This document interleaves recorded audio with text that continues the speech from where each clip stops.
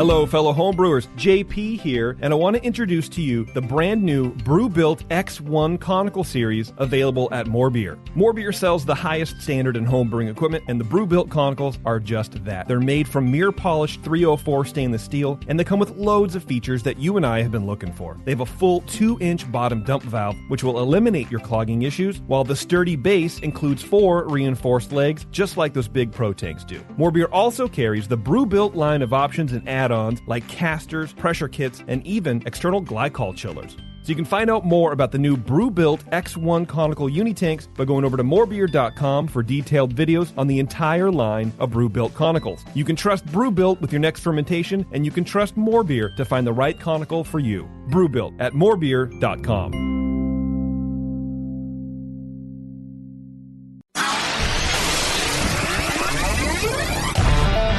Feels like work. Shooting the shit for 2 hours, drinking beer and talking beer. What a wonderful experience. Can we not have the barf bucket near my mixing board? I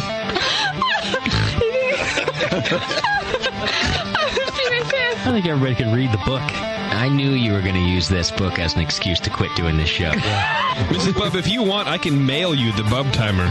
Yeah, Newcastle, especially in the can. Have you ever had it in the can? No, I have not had it in the can. Notice I closed my eyes and I concentrated really hard.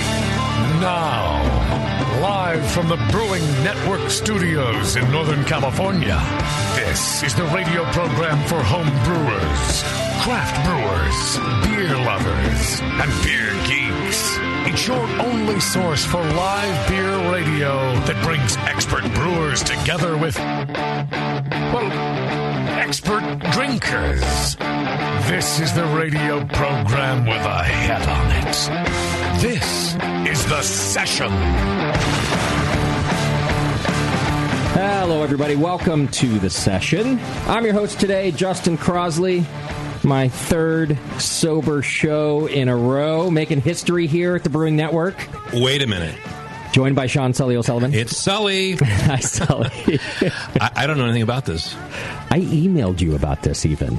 I thought you'd find it fascinating that I'm on a sober kick. Wait, recently? Because we've talked a lot about a bunch of different issues you've had over time. Right. No, this one's new. Okay. Sobriety's my newest issue. Okay. Yeah. Wow. Okay. Well, that's happening. That's awesome. Well, like I said, my third show, so a couple weeks ago then was my first show, and I realized in the 15 years of doing this, I had never done a show without a beer. I'm not saying I was always like hammered on a show or anything, but what I call sober, like completely sober. Yeah, you were always had a beer going or something like that. Yeah. So that was the first time, and now it's been going. It's my third week in a row. Are you just drinking full time, full 24/7, but not during the show? No. I haven't had a drop of alcohol. Oh wow! Congratulations. Yeah. Well, that's a lie. Because we've had in-studio guests, I've had about 3 to 4 ounces of beer. Okay, so you're tasting, you're still doing the work. And honestly, if they had been call-in guests, I wouldn't even have done that. Sipping water. Yeah, it's delicious. I would have had JP and Teresa just tell me how it tasted. Okay. But they had come down, just like today's guest, by the way, who's Crucible Brewing Company out of Washington. Because they had come down and brought beer, I was like, well, I got to have you got to taste. But other than that... It's like I'm intentionally fighting against your sobriety because the last 3 guests and then the next 3 guests. Yeah. All in studio. All in studio. Load them up. Right. Bring them in. Bevo won't let me go full sober. I think you might die. That's funny because when I came, I just got here a few minutes ago, and you were so Johnny on the spot to get water for the studio. I was like, wow, Justin's really moving quick and with the water today. I'm like, well, and I have a little more coffee when I'm sober, and so how you feeling? He texted me at 5 and he's like, can you bring in some coffee? Yeah. 5 a.m. I feel good. The first couple weeks, there wasn't a big difference, but I feel a little different now. I feel a little Johnny on the spot. I'm like ready to go. I'm raring to go. Well, there was zip in your step, and I had no idea where it was coming from. Now it all makes sense. Yeah. So listeners have had to hear about it for a couple weeks. Well, but you I gotta thought talk they about would it. want to know. Yeah, Yeah, because you gotta- it's never happened before. Yeah, and you talk about everything, so it's a natural extension, which is important because you put it out there and people relate or laugh. Right. You know what I found out? Apparently, I don't have IBS. Now, I've never really talked about that, but that's kind of been a problem. And no, it turns out I'm just allergic to yeast or something. I don't know what. Or God forbid if I find out I'm fucking gluten intolerant Celiac. or some bullshit. Have you had that checked out? No. Are you eating bread or? Yeah, actually I am, and so and that's not you're having probably any fine. effect It's yet. fine. Dr. Sean says it's fine. Dr. Sully says it's fine. Yeah. So I'm just giving the old organs a break. I figured they could use a little. Yeah, they probably recovery can. time. I can relate. I'm a much older gentleman than you. Not much. Well, okay. Thank you for saying. Yeah. But yeah, you got to kind of like let up on the gas a couple times just to see what's going on. Make sure you're okay. And I haven't done that since I'm like 9 years old. So I figured it was like it was time to do it. Wow. Hey, so I just to pivot here for a second. Yeah. I came to the show today. Drove in. Didn't take BART, so I don't have a BART story today. Okay. And I came through the back way through Berkeley, so Briones and all, beautiful drive, green hills, cows, wonderful. Right. But then I end up. I'm driving through Pacheco, and I go by the street Ironwood that you pull off with a guy with 4 flagpoles. Yeah, and I was like, this looks familiar. The old studio. I was just within seconds of the Rat Pad. That's amazing. Yeah. So and you haven't been there in over 5 years, more than that, really. Yeah, exactly. I mean, do you know the people who moved in? I mean, is there any story back? Is it still there? Was it burned down after No. Sam and a firework accident or something? It was my landlord. That was Nate, by the way. And I just like saying Sam. It was my landlord that moved in. It was okay. So he bought the house before he had a family. Always he was a very planned out guy. I will do this. He just and he knew I'll rent it out, and one day when I get married and I'm ready, I will then move in, and all of that happened. We will perform missionary. I will have children. Does he live there, Bevo? Yeah, he does. Poor guy. I mean, really? if he only knew what went on in that house. I was there fairly recently because he's a friend of Sam's, and it's a completely different house. It doesn't look. They've changed everything. Well, that's good. It's a new kitchen. It's different. Good for them. It needed it. Yeah. The kitchen, there was nothing wrong with the kitchen. No, it was fine. It was very Except 90s. for that every time you opened the cabinet, one of them would fall off. That's true. That did happen. And the island countertop flung off one night. That happened. Yeah. Well, whatever. The garage. What's in the garage? Was nice, is he still using the garage as a studio? Please say yes. Lie to me. Yes, but I don't know what for, and I don't want to know. Oh. Yeah. Well, that's good. I haven't been by there in a while, so it was nice. It was kind of a weird, old memory just lodged loose as I was driving. I was like, this looks really familiar. Yeah. And almost made a left turn right there. Right. You should have just knocked on. Hey, where's the motorcycle? Yeah. He's like, where's Doc? Where's Doc? He would have known. He would have known what you're talking about. He was a cop, my landlord, too. So I remember when I moved out, he had to come bring me my security deposit at my new house, which is in a nicer neighborhood in Martinez. And he was kind of an asshole. He was fucking with me. He pulls up. I'm there for a week. He parks his cruiser halfway in the street, halfway in the driveway, turns the lights on, knocks on my door, and he's just like, hey, Justin, I just want to give you your security deposit. I'm like, really? You had to let the whole neighborhood think you just moved in? They're just moved in. We've got a drug dealer here. Yeah. This guy's trouble. Exactly. What an asshole. Keep an eye out for this one. All right. Well, we got a great show planned for you today. Crucible Brewing Company out of Everett and Woodinville. They've got a couple locations in Washington.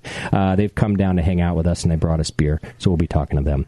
JP has just made it to the studio. Hello. Welcome, JP. Thank you very much for having me. You're glad you're here. All right, let's do some announcements, and they're brought to you today by Beersmith. You can go to beersmith.com and check out their Beersmith brewing software. You get a free 21-day trial. You've heard me say this. You should go do it. If you haven't already, you'll love it. It's the best brewing software on the market, but you don't have to take my word for it because he'll give you 21 days for free. Brad over there is a very nice gentleman, too. He does a lot for the beer industry, including keeping that software up to date. So go to beersmith.com and check it out. I like the 21 reference there. That's good. 21 days, just cross-promoting. Yeah, exactly. Not officially, though. Just, unofficially, 21. All right, so, SF Beer Week is coming up. And we've got a few events coming up. And I'm working with Sierra Nevada on an exciting event. And they're celebrating their 40th anniversary in craft beer.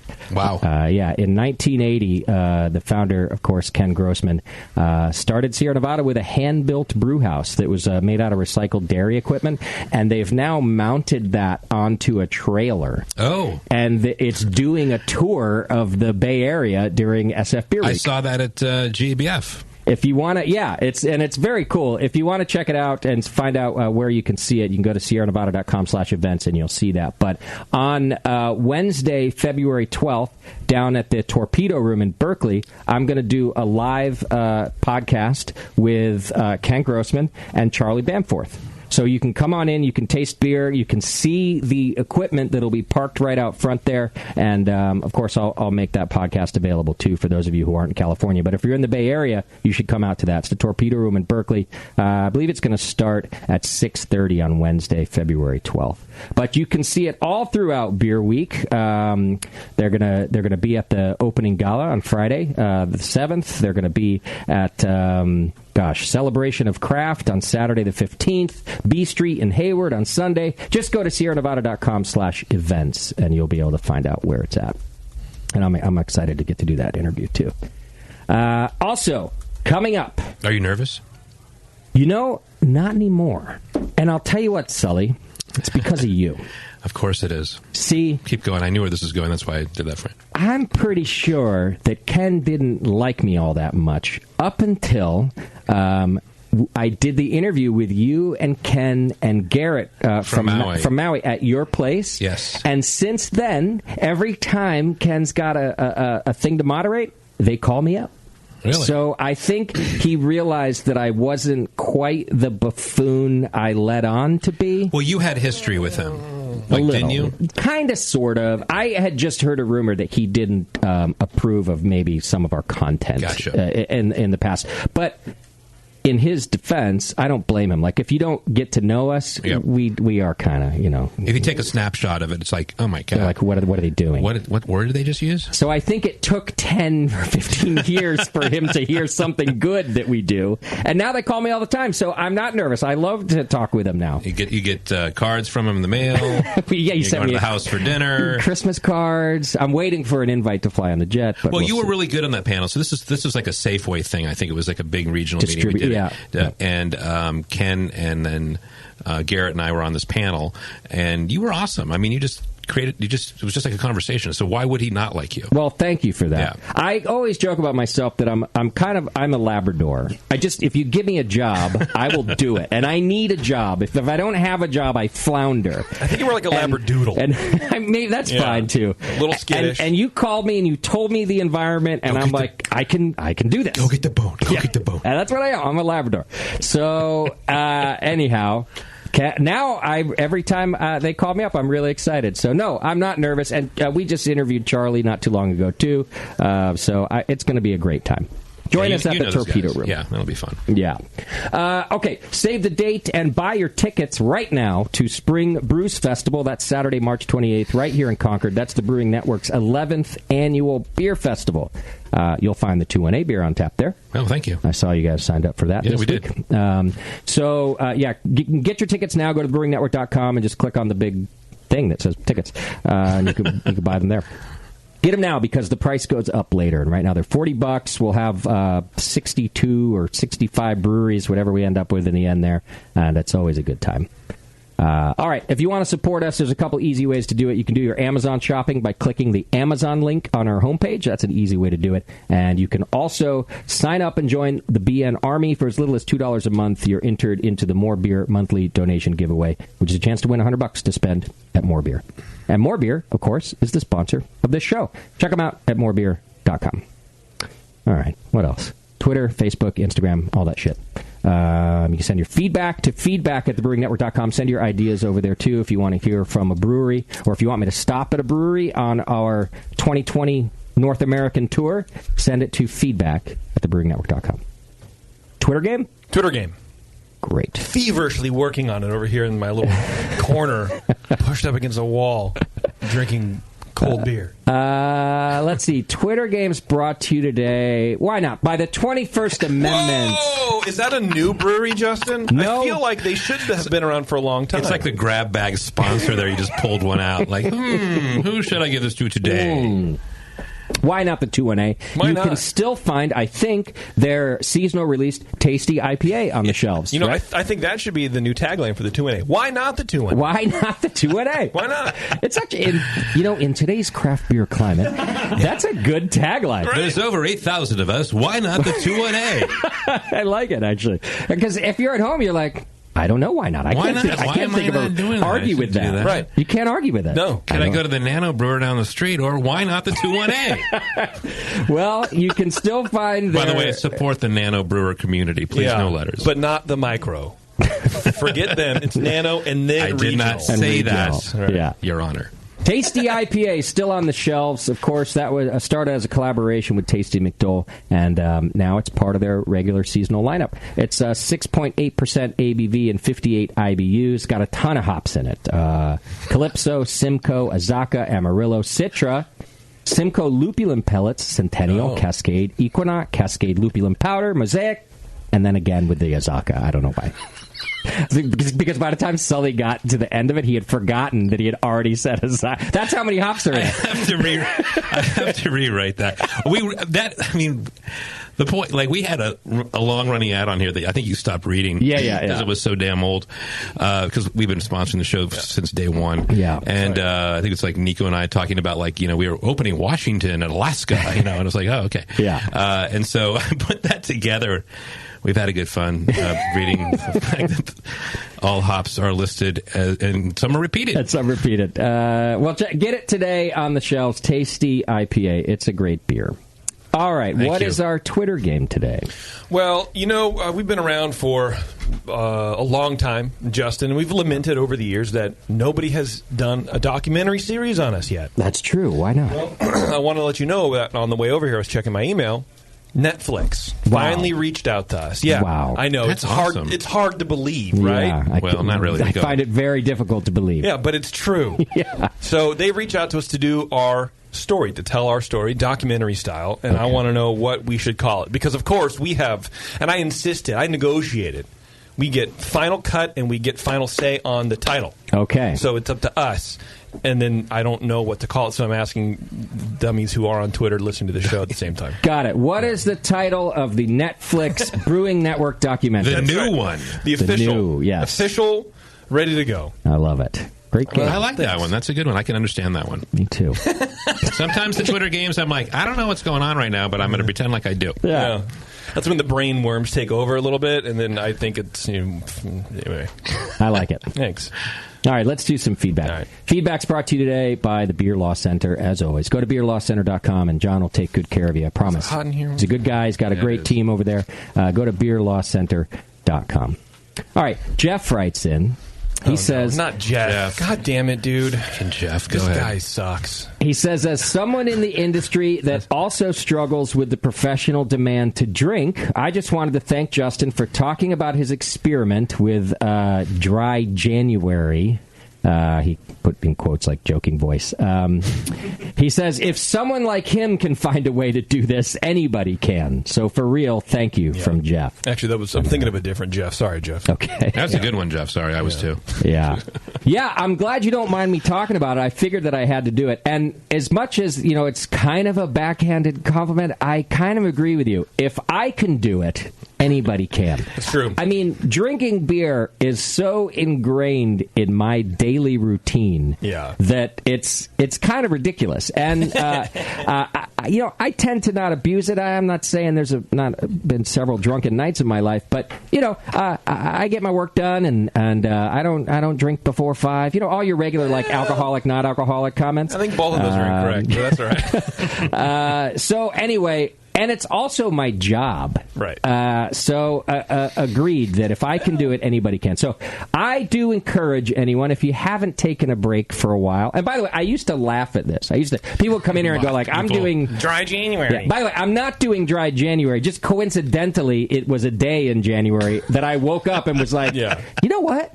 I'm going to try not drinking. I'm going to see what that's all about. It was like the universe, man. It was like random. And I might continue on There's after. There's a whole program about this? I can't believe I'm participating. Yeah. I might continue on after January. I haven't really decided. I have no deadlines for myself. But anyway, I used to laugh at people who did it. I was like, God, like, why would you even do that? It just sounds so miserable. Yeah. But it's not miserable at all. It's been fine.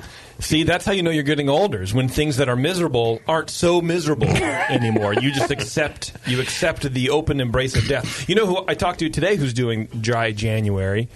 John Schumann. Yeah, I talked to them too. Yeah, and although I was like, huh. he does have an ulterior motive too, and this I could never have done. Right. It's because he's also quitting smoking, and for him the two go hand in hand. 100%. So if he's going to have a beer, he's going to smoke. Yeah. So in order to quit smoking, he had to stop drinking. And I told him, I quit the two separately, right? Like I quit smoking a while back. Yeah. I could not have done both. Like fuck that. Like, right. And it wasn't even all that difficult. I'm not saying that, but I'm not so a glutton for punishment that I would do both at the same time. Well, I think it's hard to do self-care twice. Right? Yeah, like sure. that kind of thing where you're like, well, at least I'm quitting smoking, but I can be healthier and whatever, and I won't stink, and no one will make fun of me behind my back and all this kind of shit. And then to do that while not drinking at the same time, like it's too much. That's a lot of self-maintenance to do. Yeah. Am I going to stop rubbing one out at the same time too? Am I going to give up all my fucking things? Well, I mean, for me, that's Dry January. That's what I thought a different self-maintenance story. was. Yeah. Self-maintenance is jerking off. You guys both have different opinions of...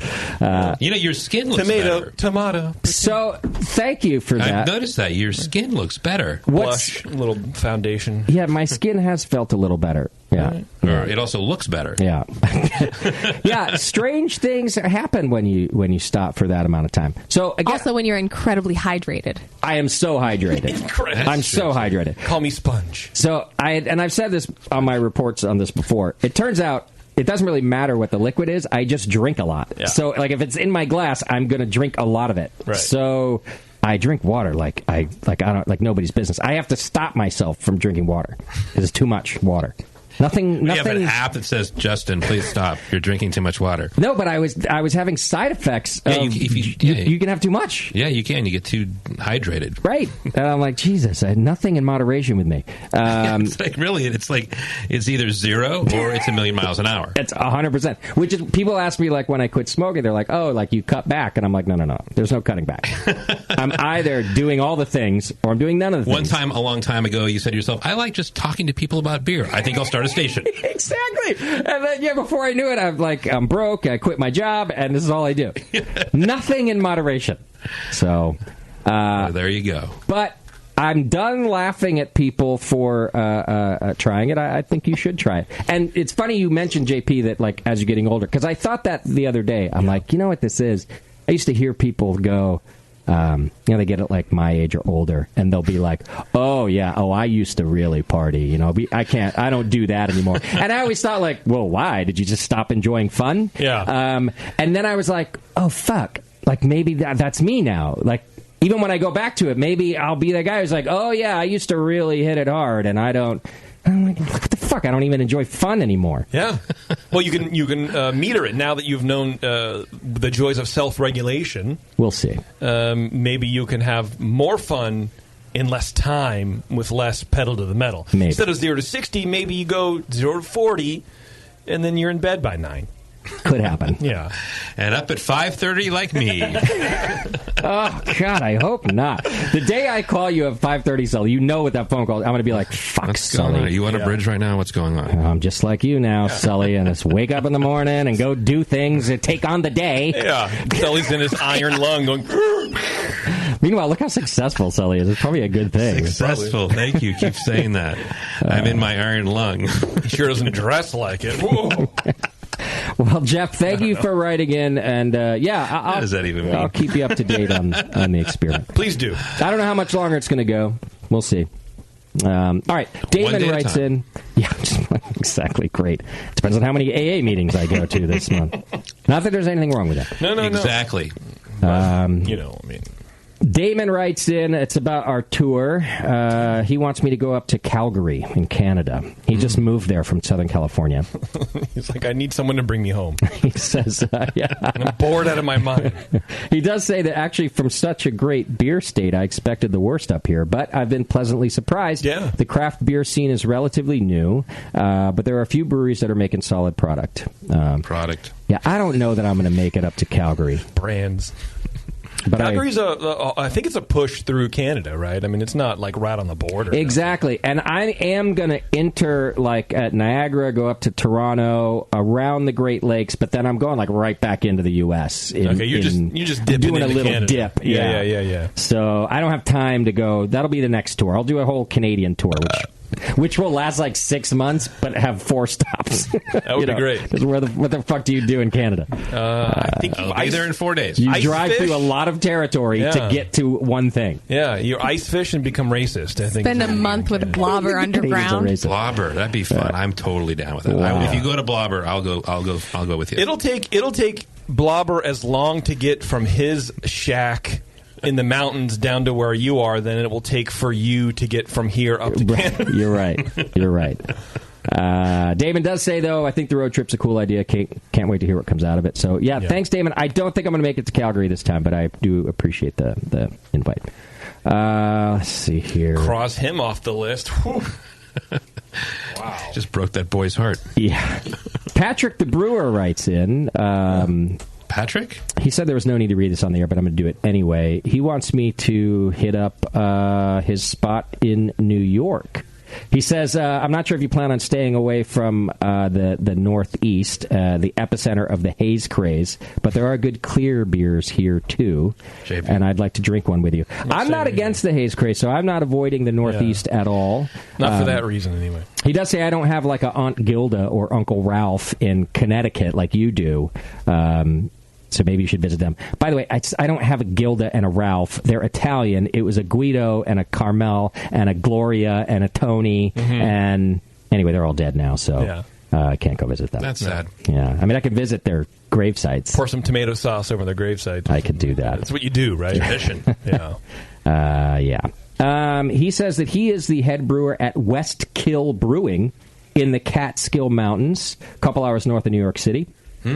Westkill. Check this out. He says it's a beautiful brewery on 127 acres on a dead-end road. I'm totally going there. That's the kind of place I want to go. Yeah. You're going to be the thing that gets dead and killed. At Westkill? Yeah. No, they got room for the RV there if they have that many Sure, acres. they do. Yeah, in the RV graveyard. Why don't you just back that thing into this 45-degree angle ditch that we dug? Don't worry about it. You can barely see over the top of the dirt. I'm sure it's a fine place. He does say that there's like a bunch of creeks that I could drive the bunker into if it catches fire, so that's good. There you go. That's good. Listen to this, though. He says, P.S. I'm sad to admit this, but I kind of had an embarrassing Justin Starstruck, like the Black Crows incident, like the one I had. He said, the only time I met the BN crew. And I read this earlier, and I kind of felt bad about it. He says, you were all at a bar in New York City years ago, which I don't remember. I do. Were you there, too? Steve? I'm pretty sure, yeah. Okay. And I remember this bar because I snuck Abby into it. I was not. What's the okay. bar? I don't know. He doesn't say. But he said, you were all there in New York City years ago, and I biked across Brooklyn in the rain to meet you. I got there, and I met Doc first. He was shorter than I thought. I had him try one of my home brews, which was a black IPA, and he said it was a good Imperial Porter. And then he let you try it, to which you agreed it was a good Imperial Porter. You were taller than I thought. I got on my bike, and I left. Oh, God. So I feel bad. But I don't know shit about beer, so... That's all you said to him, too. I could just say... Yeah. He's like, I don't know, I guess and I'm he's going to bike home now. Right. In With the my rain. shitty Back black to Brooklyn. IPA that tastes like a Imperial Porter. Well, I think it's a nice freeze frame in time as to how long ago it was, because people were still brewing Imperial Porter whenever this was. And I was still traveling with Doc, which was never a sober event, which explains why I don't remember. Yeah. It has to be from NHC Baltimore. It was after Philly. Philly, okay. Philly, so that okay. was... We all took the train up to New York. Okay. You don't remember the bar, though? So I don't. I do. Gosh. What was it? She doesn't remember. I don't know what. Hogsland. She remembers being there, but she doesn't remember the name. I remember like walking in with a stroller and nobody said a word to me, and I was like, "This is odd." Good old New York City. New York City and Vegas, man. You can do whatever the fuck you want. It's true, except make good salsa. Okay, yeah, New York City. That is a fucking old school joke. Thanks, Mike from West Palm, Florida, says, I was just listening to the Alaro episode. Heard Justin wanted to make his way down to the Florida Keys. Yeah. I do. I'm excited about the Keys. He says, since he's heading that far south, you should look into the Boynton Beach Brewery District. Boynton. It's right off the highway going south to the Keys, and there are 4 to 5 breweries, like right there, pretty close together. Fortified breweries? 4 to 5. Oh, okay. If you need any other South Florida suggestions, I can hit them up. I do. You're going I down need there? all kinds of. Yeah. Have you posted the map? Not yet. I'm. Just sorry, I'm just showing up just now. No, it's fine. I'm finishing the map soon. Okay. I have a good half of the trip routed out. Just not all the brewery stops, but I do have the route and. The Florida Keys part is kind of a personal trip. I just want to go hang out on the beach for a while. I've always wanted to do that. Yeah. So I'm going to spend like a week down there, but then the rest is like breweries and shit. And how long are you going for? The whole trip? All year? About 6 months, at least. Don't give him ideas. Right now, I'm scheduled to come back in October, but we'll see. Wow. I mean, if I like it. If you like it. It's going to be called the Sean and JP grenade when you come back. Yeah. What happened? We liked watermelon on the walls. What's the problem? Yeah. Is there a clause in your contract to be like, if you can't, they can't like dethrone you or take your shares of the business if you don't show up? No. Like okay. Job you can't abandonment? abandon. Yeah, thank you. Yeah. I'm so good, I run the business even when I'm not here. But I will say this. Serious. I will say this. My limit of how long I can be gone is when my wonderful GM, Kevin, tells me he's fucking quitting if I don't come back. That's my... So you'll be gone for 2 weeks. Yeah, right, yeah. So that's my limit there. Right. Plus, as of now, I'm supposed to be back in October to do another event for the City of Concord. But if I can get out of that, I don't know. Yeah, City Bev, of can you Concord, get out what of he that? did mean. Yeah. We'll see. I'm praying. Okay, what do we have here? Paul from the Sunshine Coast in Australia writes in. I love Paul. He's the best. He says, "G'day, guys. Been listening to the Bamforth show and cringing. Apparently, he had a fanboy moment too." He said, you guys were talking about making an arse of yourselves and meeting your idols, and I had one of those moments. I firstly was excited to reference the BN regarding his hate for cloudy beers and asked a pointed question on turbidity of beer. My half-drunk brain was not listening to the previous 10 minutes of conversation on the topic. That he was very excited to be there for. Yeah, I stood up, made my statement/question about Warren and JP and the BN and dishwater beer, only to be met with, well, I think we just covered that. From Charlie. Highly Bamforth. In his accent. Yeah, exactly. I sat down dejected and stupid. Furthermore, I referred to him as Professor Bamforth. Oh, no. Fuck, he says, which he revealed to us that he hates. Yeah. He just wants to be called Charlie. After the formal part of the night, we did have a meet and greet, and I got to meet Charlie and his wife. He was so very friendly, and they were amazing to talk to. And they called security afterwards. Right. He says, but I still, to this day, think of how stupid I was at the event. Cheers from Paul. And he sent a photo, because he got a photo with Charlie, and the guy's very drunk and smiley. Okay. And Charlie is very British and stoic and not either of those two things. Right. It's very much, pretty much, if a picture could sum up an email, it would be was this that photo, yeah. So, also, Paul, I just want to say, I can also really relate to how, to this day, you still, cringe and feel dumb about it. Oh, God. Because, I'm such a Black Crowes fan, and I listen to them all the time, and I've almost ruined the experience for myself by ruining that fanboy moment. Because at least once an album, I relive the moment where I was such a fucking asshole meeting Christopher, and yeah. So I hate. I physically cringe and shake once an album. So should not have done that. Like I can't shake it off. I can't, unless I like one day get like the chance to meet him again and don't fuck it up. But I think what you would do is you would try to tell him the story, And he'd look at of you the like first time as if you would, as if he would care. You're doing it again. What I need is like a listener who's like a roadie or something. Like remember with Journey? Yeah. I Journey need like to like relay the story. So that the guy's like, just bring him backstage. Like, we'll fix this, I'll hug him. And it's never going to happen, I'll smoke though. some weed. It'll be fine. No, but it's never going to happen. I'm going to live my whole see, that'd be the worst. If I got back there and he's like, here, smoke this weed with me. And then I'll tell you. Then you can tell me whatever story you want. But I need you to smoke this. Because I'm the worst human being on the planet when I'm high. I'm so, like, awkward and fucking... I can't. But if he handed me a joint, I'd be like, You'd well... have to do it. What are you going to do? It's like Willie Nelson. Yeah. I'm going to say no. No. Yeah. And I'm going to make an ass of myself again. That's right. Start asking about all his ex-wives or some fucking dumb shit. Well, you know what? If you're lucky, you'll get such bad dry mouth that you can't speak. But I'll try anyway. Yeah, it'll like glue your mouth closed, and you'll God. be great. Then you'll be Justin, what's the problem here? the best. Then I'll just stare at him creepily. Justin, I imagine he's British. Justin, He's really hoping to have you tell me some stories about podcasting. Now he's That's your British accent? Ringo Starr, Because he's not. Hello, my name is Ringo.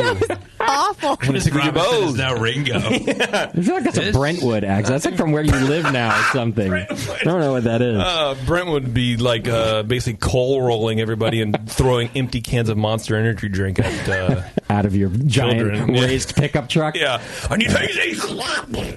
All right, Paul. Well, listen, I feel for you, and I'm sure. Don't worry, Charlie won't even remember you. You can introduce yourself again next time. Yeah, he'd be like, "Hello, my name is Charlie." Yeah. They call me George sometimes. When he wants to sing a little song. But never John. I don't know why.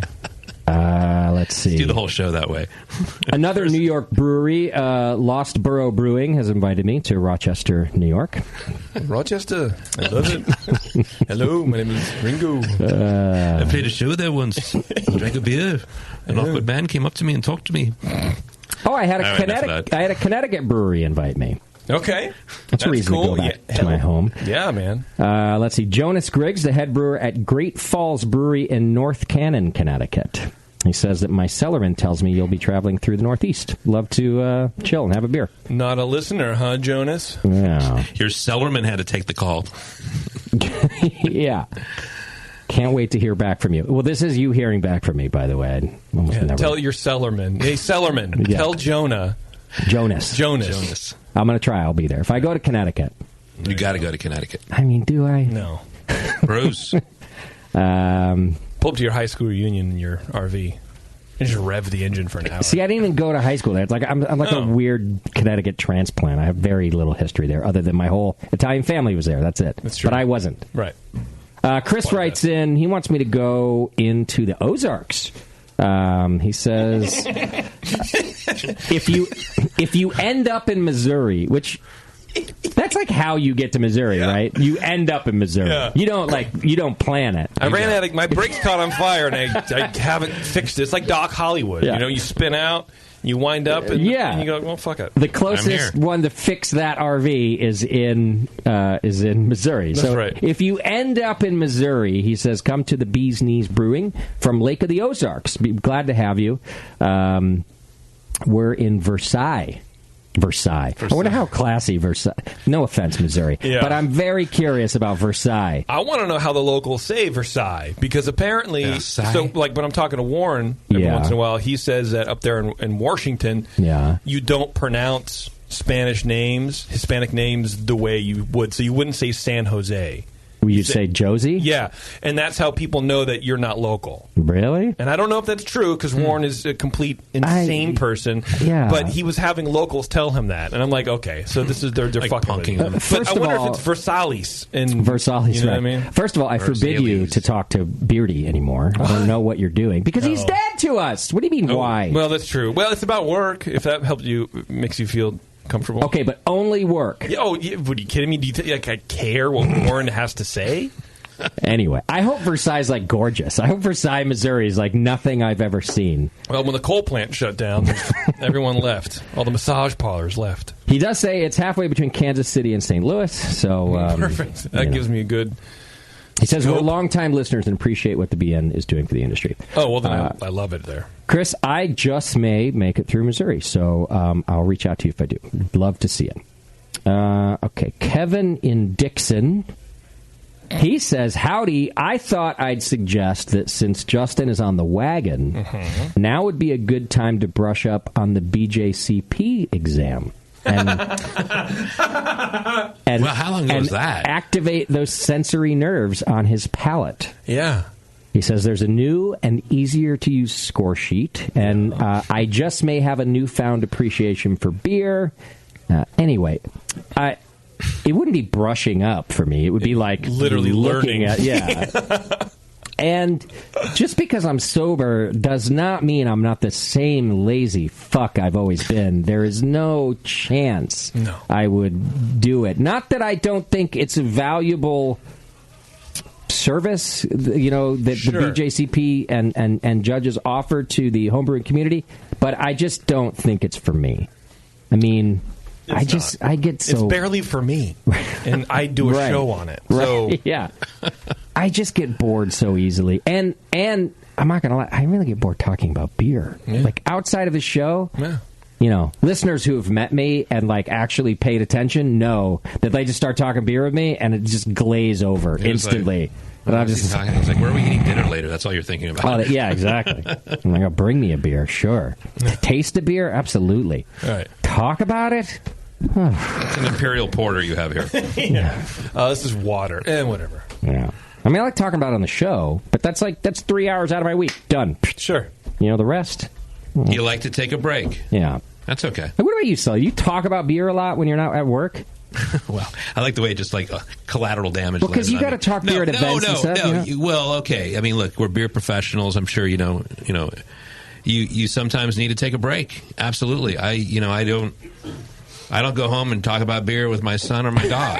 We just don't talk about that kind of thing. We talk about, what are we going to have for dinner? And, but if you're like at the bar, right, and someone doesn't know who you're, like it's not a Q&A event and you're not Sully, you don't like turn to your neighbor and go, well, this is a really interesting IPA, isn't it? Like you don't do that. No, I don't, invariably don't, I don't interact that way. Right. That's not my style, though. Right. And nothing against like beer geeks who do that. I'm just not one of them. Yeah, I just keep to myself. I mean, look, in this industry, you're on a lot. Yeah. A lot. Yeah. And you sometimes don't want to be on, and you just, want to be Sean. Right.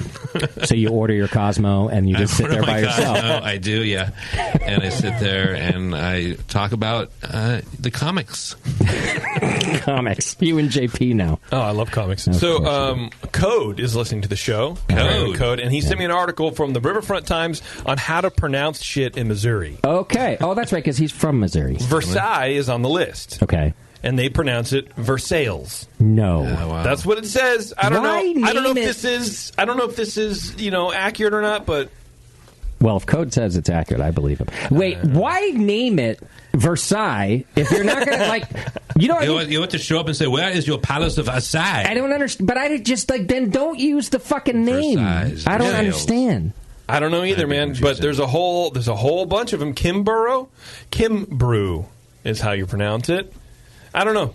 Wow. Apparently, Missourians are nuts. So there you go. I mean, are there clearly there was French influence at some point? Did they all get killed off or something, and then it's just become Versailles after that? I got to get a postcard from Versailles and send it to my friends in Versailles and see what they think. Bois d'Arc, BOISD''ARC, Bois d'Arc. Yeah, it's pronounced Beau d'Arc. I love Missouri. Beau d'Arc. I can't wait to go. Bona, Bona. Bunna.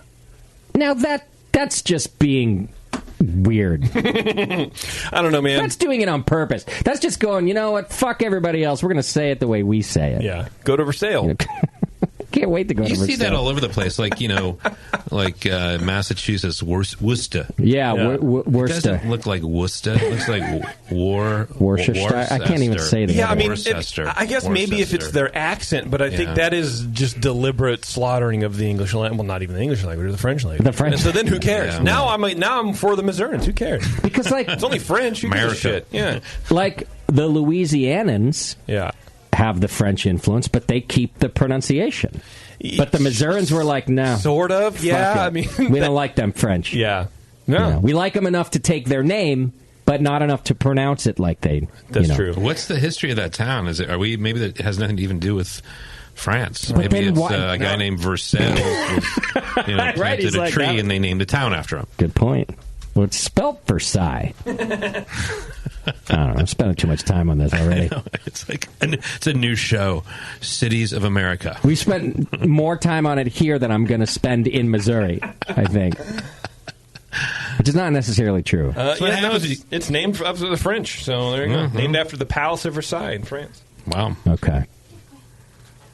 If I go, it won't be till like August, and isn't it like one of the most humid states on Earth? It'll be there in the South. It's going to be humid, yeah. August, definitely. Mm-hmm. But it's in the Ozarks, in the mountains, so I wonder if it's as humid or maybe it's a little less. Oh, I see. I was thinking the opposite. Well, so you're right. In August, highs typically are 92 in Ozark. Oh, that's Arkansas. What's the humidity, though? That's Arkansas. I don't know, man.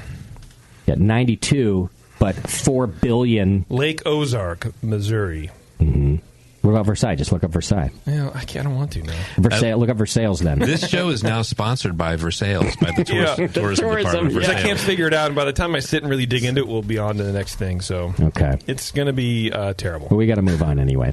That's our feedback for you today, and thanks to everybody who wrote in. I will be reaching out to breweries that I can put along the stop and let you know information and what is required and all of that. Wait, you have like a rider? No. Like you have to show up, look, this is what I need? Sort of. Kind of, sort of. It's about 60% humidity. 60%? Oh, that's not bad. That's the Bay. That's fine. I'm going to need a bed. Nope. M&Ms. Yep. And seltzer water, some apples, cranberry juice, and every other album attractive females and males around you. Right. You have to import Zachary's Pizza from the Bay Area. It has to be flown in. Yeah, you got to fly in some Zachary's. You got to give me at least one super burrito because you can't get those elsewhere in the U.S. Not good ones anyway. It would be funny if that happened and like people are all like worked up about getting the Zachary Pizza over here, like in Calgary. It would be amazing. And it shows up. Yeah. I was back. Thanks. That's good radio. I have to pretend it's not cool. Oh, that's cool. Thanks. Yeah. Okay. It was on the rider. It's supposed to be here. Yeah. Exactly. You're supposed to do. Am I supposed to be proud of you that you did your job? Yeah. Thanks. Can you deliver it to my RV, please? Yeah. I want it sitting on my table when I get back. Let's do the show. Take your shoes off before you go in. What if I just turn into a real fucking asshole? Send into Ringo and say peace and love, peace and love. Hello, I'm Ringo Starr. Yes, I'm Justin. Just with Zachary's Pizza. I want a pizza that's not very good. Now I'm Robin Williams. Ooh, I'm Robin Williams. Oh my God. We'll be right back. You're listening to The Session, and when we come back, Crucible Brewing out of Washington. Hang in there.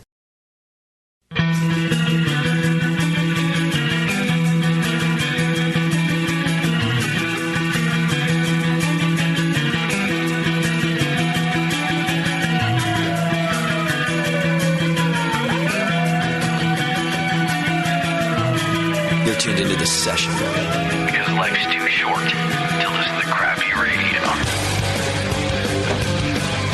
All right, welcome back to the program. Thanks for hanging out with us today.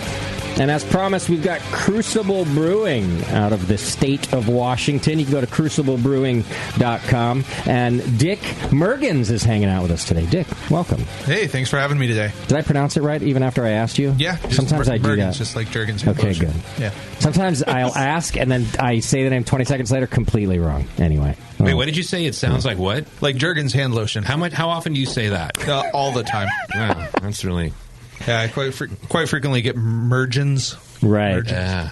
Mergens. There you go. Go to cruciblebrewing.com. And Dick came all the way down from Washington, brought a bunch of beer with you, which we appreciate. Oh, of course. Now, I want to jump right into something because you have history with Sully here. A little bit. There's some connection between you being a professional brewer and Sully. Wait, hold on a second. You're not... How old are you? Because I don't think you could be my son. Oh, my God. Sully, I just want to say right now, if that ever did happen, I would totally do it on air. I was conceived at GABF. Yeah. Love this. My mother's a bartender at Falling Rock. You don't remember? In the basement. Oh, my God. She told me the story. You're like, which one? Which one? But you have some connection with Sully and you being a pro. Not necessarily being a pro, but opening my own place. Okay, yeah. I'd been a professional for a few years, but in 2013, 2014, I won the Glenn Hay Falconer Foundation Scholarship. I remember that. Yeah, so what is it, Falling Skies, where they had the award ceremony for the evening. Okay. I met Sully for the first time. I talked with him, and we'd all been drinking. So he asked me, he's like, hey, what are you going to do with this education? Scholarship, yeah. What are you going to do with the education? So I gave the basic answer. I'm going to hopefully use it to progress my career, maybe be a head brewer at one of the bigger places where I can make a little bit of money. Okay, yeah. And he said, fuck that shit. Open your own place. Yeah. That must have been a long time ago.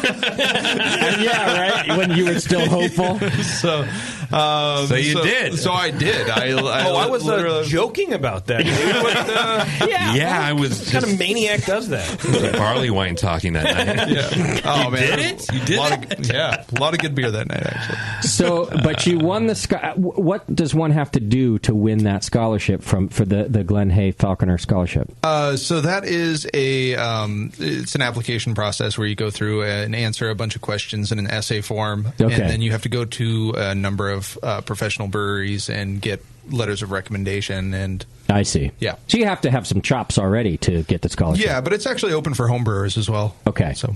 Yeah, and then you submit your application, and then there's a panel. We read it, we talk about it, and then we vote on who wins. Nice. Yeah, and Sully's on one of the committees, right? I have, on and off. I've been back and forth between the Siebel one and then the American Brewers Guild. And you got the Siebel one. I got one of the Siebel ones. Yeah. Excellent. Yeah. So you go and you do that, but you had been a professional brewer before then as well. Yeah. I think it. I can't remember exactly how long. It had been less than 2 years at the time that I actually did it. I worked at Mac and Jack's in Redmond at the time that I actually won the scholarship. So, got it. Yeah. Didn't you work at Red Hook at some point? I did, actually. I worked at Mac and Jack's for 3 years, and then after that, I spent a brief amount of time at Hi-Fi, and then I worked at Red Hook for a year before opening Crucible. Who was the head brewer at the time that you were at Red Hook? Oh, do you remember? Man. Well, let's see here. Nick Crandall was the innovation brewer. Okay. The head brewer. I'm trying to remember his name. That guy. Yeah. That's okay. That's not who I was thinking. So wait, hold on. Just back up for a second. Bring it back to me. Yeah. Were you thinking, like, I don't want to open my own place, and then I said, open up your own place? Yeah, the way I said it, and it was like, was that a force? That was the moment you were like, that influential. I have to listen to Sully. It's like you used the force on me. Yeah. Wow. Was it really though? Like from that point forward, you thought? I think it is. He said so.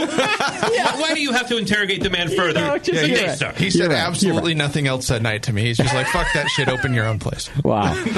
Yeah. No. So then you go to Siebel, and you work at breweries after that. A little bit too, though? I continued at Mac and Jack's for a little while before going to Hi-Fi and Red Hook, and then finally I was like, I think I got enough experience. I think I can handle this now. Got it. So okay. And do you have partners in the brewery? Or I do. I actually have my best friend and hetero life mate. He's been my best friend since I was like 11 or 12 years old. Okay. His name is Sean Dowling, and I kind of just drug him into it with me. Okay. Yeah. So it's just the two of you. We're the main part. We've got a couple like minor investors. Okay, because neither of you is like independently wealthy. Is sort of what I'm getting at. I was a brewer. Yeah. Okay. But we have a couple people that account for about 9% of the company, and then Sean and I own the rest. When did you open Crucible? We opened in 2015. Okay. And where does the name come from? We kind of looked at the whole Crucible as very much the scientific and like purpose of the Crucible.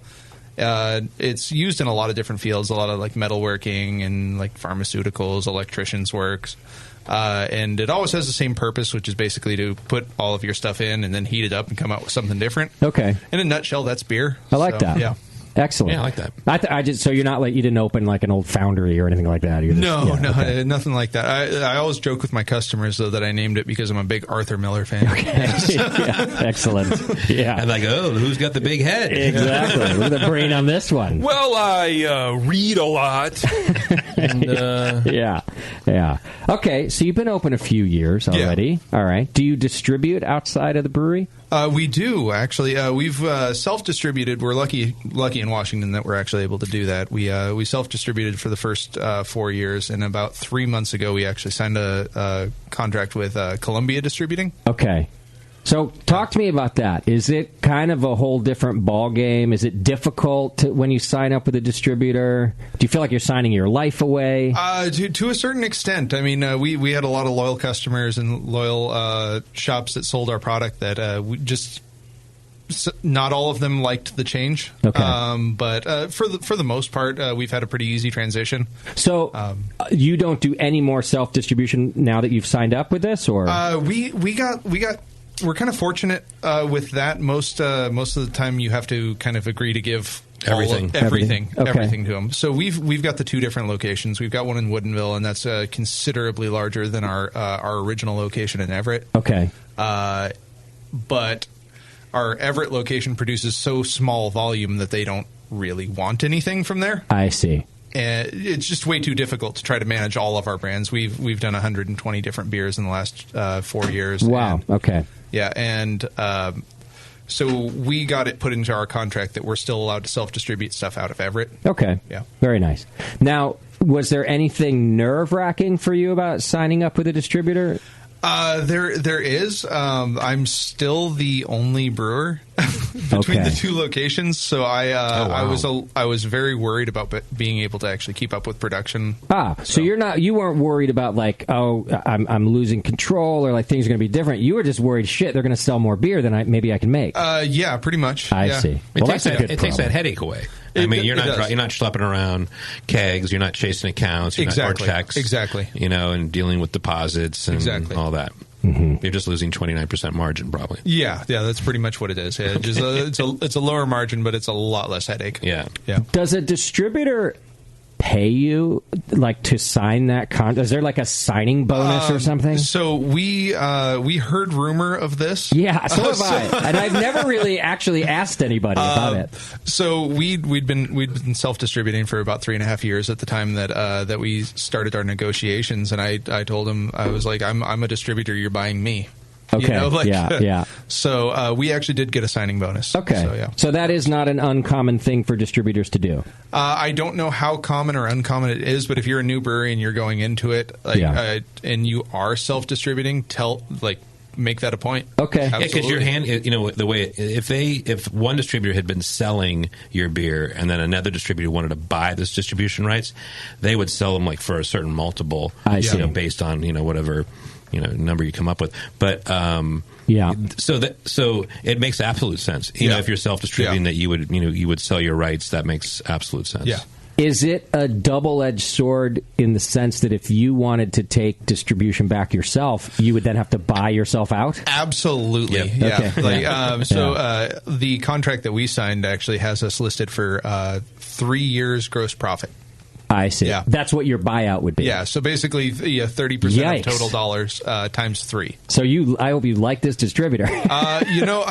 I'm liking them so far. I really enjoy them. I'm not having too hard of a time. I've worked in the industry long enough to and I've dealt with this distributor specifically through Mac and Jack's when I worked there. Do you have your own sales team out running around? Or? I do. Okay. Yeah, Erica, she's fantastic. So that's so good. That's that was part of my next question. That I guess, especially with so many breweries now, part of my worry with signing up with a distributor would be like, what are you going to do for me? Like, you have so many brands, and are you going to rep mine?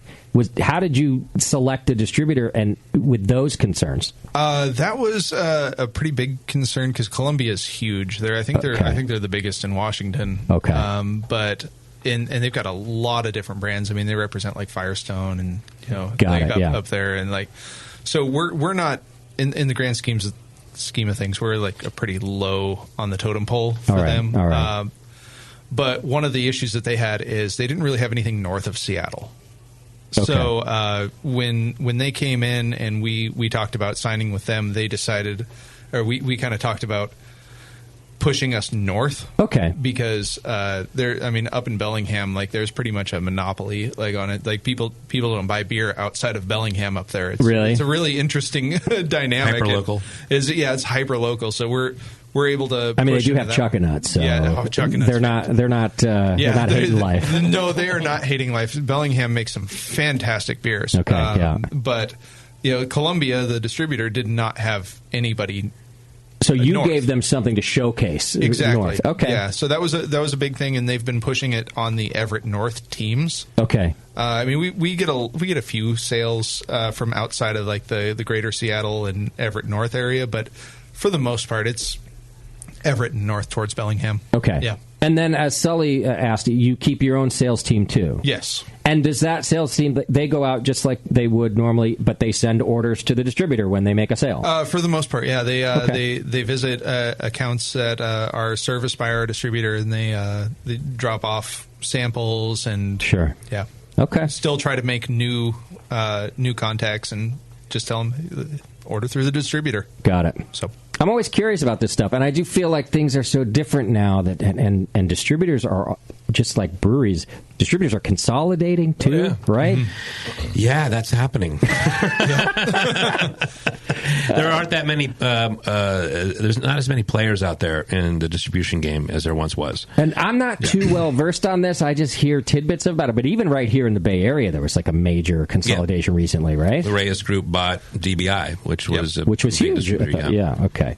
So anyway, all that stuff just would make me nervous. So I'm glad. Thank you for being so forthcoming about the whole thing. Oh, absolutely. Well, we've got some of your beer in our glass. Yeah. And you brought JP a Pilsner. Yeah. No, I was listening to last week's show, and he was actually, I heard him saying about, I want a lager. So yeah. So this is an Arc Furnace Pilsner? Yeah, this is our Arc Furnace Pilsner. Tell us about that. This is a German-style Pils. It's made with Hallertau hops. It's a real simple malt bill done with, this one is Imperial yeast. The Harvest strain. Okay. So originally we used the Y yeast Munich Lager 2. Okay. Yeah. Yep. But you switched over to we switched over to Imperial. It I've got a really good relationship with the sales rep. They actually did a collaboration with us for East Side Beer Week in our area. So this is a nice beer. Yeah. It's nice. Are you just doing draft? Or are you doing bottles or cans? We are cans. Yeah, we are currently draft only, but we actually have our first canning date scheduled on April 9th. Ah, nice. Yeah. Nice. That's going to be a fun date. Yeah, that's going to be. Yeah, I know. I've done it at other places before, and it's not a fun day. But we've got one of the mobile canners coming in to do that for us. So enjoy. Yeah, you'll be fine. Yeah. So you say it's a German Pils, right? Is it all German ingredients also? It is. I actually use Great Western Superior Pils on this one. Okay. Yeah. And then the hops are Hallertau? Hallertau Metal Fruit. Yes. It's got a nice firm bitterness like a good German Pils should. Absolutely, yeah. Yep. But still sort of that nice perfumey malt. Yeah. Not as soft as a Bow Pils, right? Which is clearly what you're going for. Do you filter or fine? We do fining. We use Nalco. What is it, Nalco 1072? Okay. Yeah. And is this like a real lager? Is it in the tank a while, or you do the fast lager? It's in the tank for about 5 weeks. Okay. Yeah. Wow. So, yeah. You've got the tank space for that. Sometimes. Yeah, you don't let your... we don't necessarily have the tank space, but I've got one tank that I kind of set aside, and I'm like, okay, there's always going to be a lager in this tank. Nice. Yeah. If your distributor is listening, he does it fast, okay? The beer's on its way. Shut up. Yeah, well, if they start selling more of the Pilsner, I'll allocate more tank space. There you go. And you're the only brewer? I'm the only full-time brewer. I have an assistant. I have an assistant that works in between his breaks in college who comes in, and so I get him for like about 3 weeks every quarter. This sounds a little shady. Keep going. 3 weeks every quarter. Yeah. What's the point? Yeah, so this is about the time that I actually get to like take a little time and fix stuff that broke. And oh, I see. Okay, you get to catch up every. Yeah, but he works 1 day a week for me. Wow, he's my only train brewer. Okay, yeah. Thank you, Levi, if you're listening. So, and is that just a scale thing? You're just not ready to take on the investment of another brewery yet? Yeah, we're at the tail end of paying off all of our startup costs. Okay. Because we're just hitting year 5 now, so. Got it. And realistically, I mean, up until we just recently signed with the distributor, we didn't need it. Mm-hmm. Okay. I was able to handle that. We've got 12 tanks between 2 locations. Okay. So, and you're brewing at both locations? Yeah, I brew at both locations. How far away is Everett from Woodinville? It's about 20 miles. Okay, for some reason, it's not too bad. But the good news is that I actually live in between them. Okay. So my commute is the same depending on traffic. I have to tell you, this is a first on this show that a brewery has 2 locations and you're in 2 places at once. Yeah.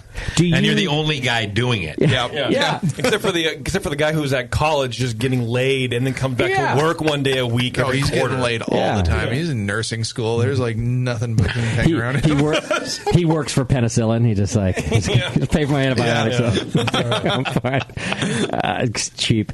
10 years it'll be prep. Do you enjoy it? Do you still like being in the brew house every day? I love it. This place is this is my happy place. Yeah. Okay. Yeah. So when you're in there brewing, you love it. Okay. Absolutely. I like that. And that's not. I don't think rare is the right word, but it doesn't happen all the time. Yeah. Because you've been at it for a little while now. Yeah. So, but it hasn't lost its magic. And no, it hasn't. Well, I have major ADHD, so I mean, as I mentioned earlier, we're on like about 120 distinct recipes. Wow. So are they all in your head? Or do you have? They're all in my head. I haven't written down anything. And then imperial water, and then there's. Are they really all in your head? Probably not. I probably couldn't remember all of them. They're all on Untapped. Okay. Oh, there you go. That's good. Yeah. Are you a control freak too? Will you have difficulty when you can hire another brewer, like letting go? I don't really think so. I mean, my bar staff might think differently, but yeah. for the I don't most believe part. it. I think you will. Yeah. I was that way. Yeah. When I hired my first brewer, I was like, okay, I'm just going to step out of the brewery just 4 feet, and that means I'm not here, but I'm still watching. Sully, I would never have wanted to work for you at that time. I remember you also, and you weren't, I'm not saying you were an asshole or anything, but you were, like, that was your baby. Yeah. And it had been forever. Well, it's the thing. I've talked to other brewers who used to do it every day, and then they've had to step back because of, business or whatever it is. And it's like, a lot of your identity is, like, in that brewery. Like, you think, oh, yeah, I'm a brewer. Yeah. Well, but when was the last time you brewed? Right. I never have. Yeah. So there's definitely that going on. It's funny because today I had to go do something at the pub in San Francisco, 563 2nd Street. And I was in there. It was a media thing. And sometimes I'm on TV. Anyway, it happens. Yeah. And there was an issue with like a keg in the back. So Rob Strauss, our general manager, comes back and goes like, hey, Philly, can you come check this out? And I go in the back and I was like pulling tools out and I'm like I'm walking on top of kegs and I'm going, fuck, man, this is amazing. I just want to do this all day. Wow. Yeah. So it never leaves you. But sometimes it leaves you. Speaking of media things, Sully, I'm your only radio show now, right? Didn't K-Fog, who you were a regular on, you were the beer guy, didn't they like went under or got bought or whatever? No, they flipped the station to... it's like Talk or some shit. Yeah, it's part of Cumulus, and Cumulus owns KNBR, and so now it's the FM signal for the AM station. Okay. So we'll talk about this off air. I'm always fascinated by that stuff. Yeah. So now you're just Brewing Network and whatever TV stuff you're doing. It's a good old Brewing Network. All right, we have another beer in our glass. You also brought JP an IPA.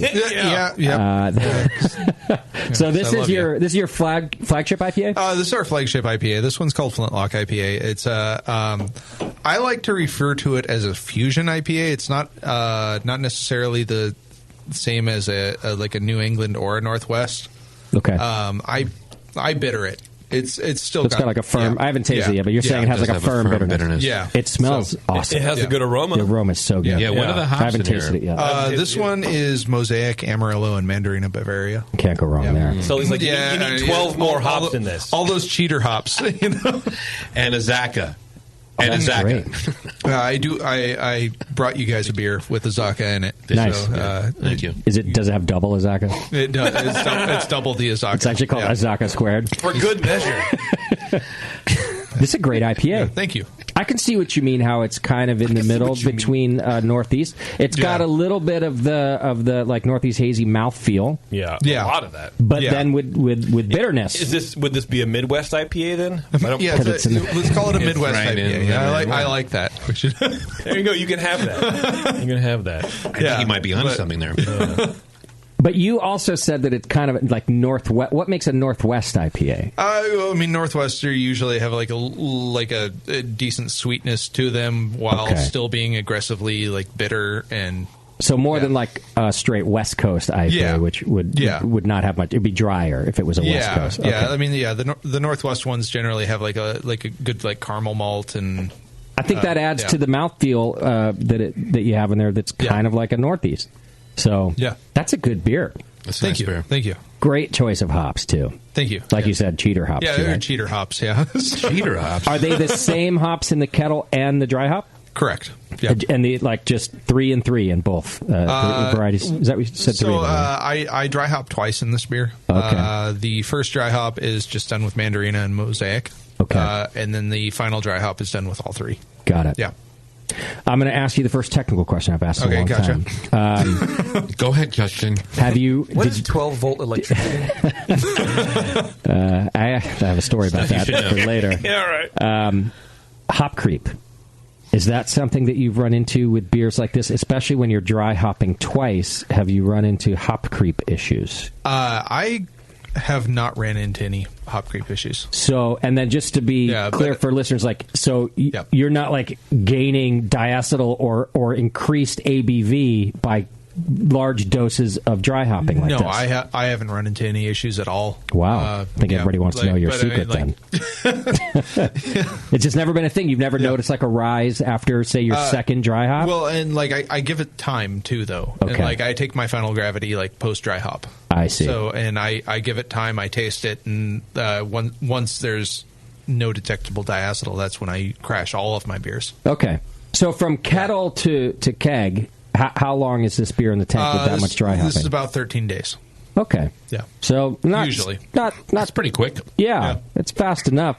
Nice big healthy pitch of yeast then. Oh, absolutely. What yeast is in this beer?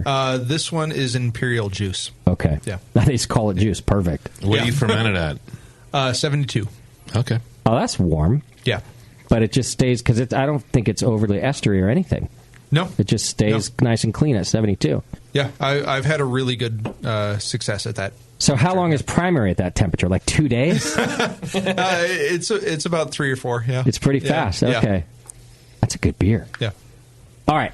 I want to take a break here, but only because I want to talk more about yeast with you, and I feel like we can go on for a little while about that. I have in my notes that you're not really a fan of even having like a house yeast. No, I hate the idea of a house yeast. Okay. Yeah, you are ADHD, dude, for sure. He's like, hell yeah. I got to be in 2 places at once, and I want more to do. I mean, it's sort of like classic homebrewer. I just don't like profit, you know? I'm just going to buy all of the yeast. Yeah. Right. You and me both. I don't know. We just keep making poor decisions. All right. Hang in there. When we come back, we're going to talk yeast with Crucible Brewing. We'll be right back.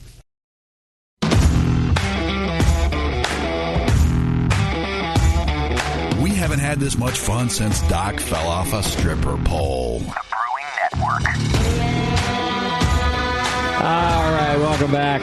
Thanks for hanging out with us. We are still talking with Crucible Brewing. You can go to cruciblebrewing.com and check them out. You can visit them in either Everett or, what is it, Woodinville? Woodinville, yeah. Woodinville. There you go. And, you'll find Dick at either one, brewing, apparently. Yeah. That just depends on the day. Possibly bartending.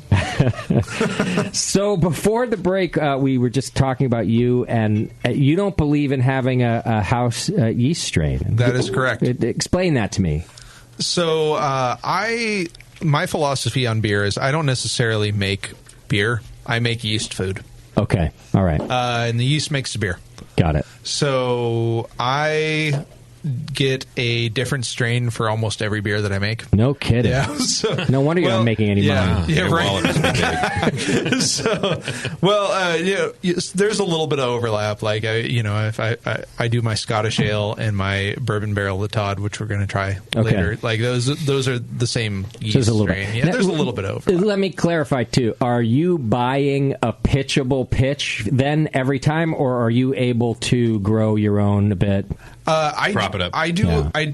I'm lucky that I have a smaller system in Everett, and so a lot of the time I'll buy either a really large amount of smack packs from our local homebrew store that I have a tattoo of. You can give the name. What's the homebrew store? Micro Homebrew in Kenmore. Okay, yeah, they actually sponsored us in our expansion to the second location. So, in exchange for a tattoo on your arm. Yeah, absolutely. I sold my body. Never let him meet Dave Marlier. Right, you two shall never meet. Sully, I've sent you a lot of proposals in 15 years. Why not do an A tattoo? I don't know why you haven't upped your game yet. I've got another forum, Sully. I mean, you are responsible for Crucible. You are. We'll talk about that later. I would like to see that happen. I would like to do it. But so you'll go buy a bunch of smack packs. I have been known to do that. I'll take like a half barrel off the batch of beer that I brew before and breed up to be able to do the next one, or I will just order a new pitch for my 7-barrel and move it to my larger system. So how many tanks do you have total? I have 12, I think. So 11. Are you saying that at any given time there could be 11 or 12 different strains going? Absolutely. Too? No kidding. Wow. Yeah. And is that just because you like the variety that yeast offers in the flavor? Absolutely. Absolutely. See. Yeah. Like I like the idea that each individual yeast produces its own character. Yeah.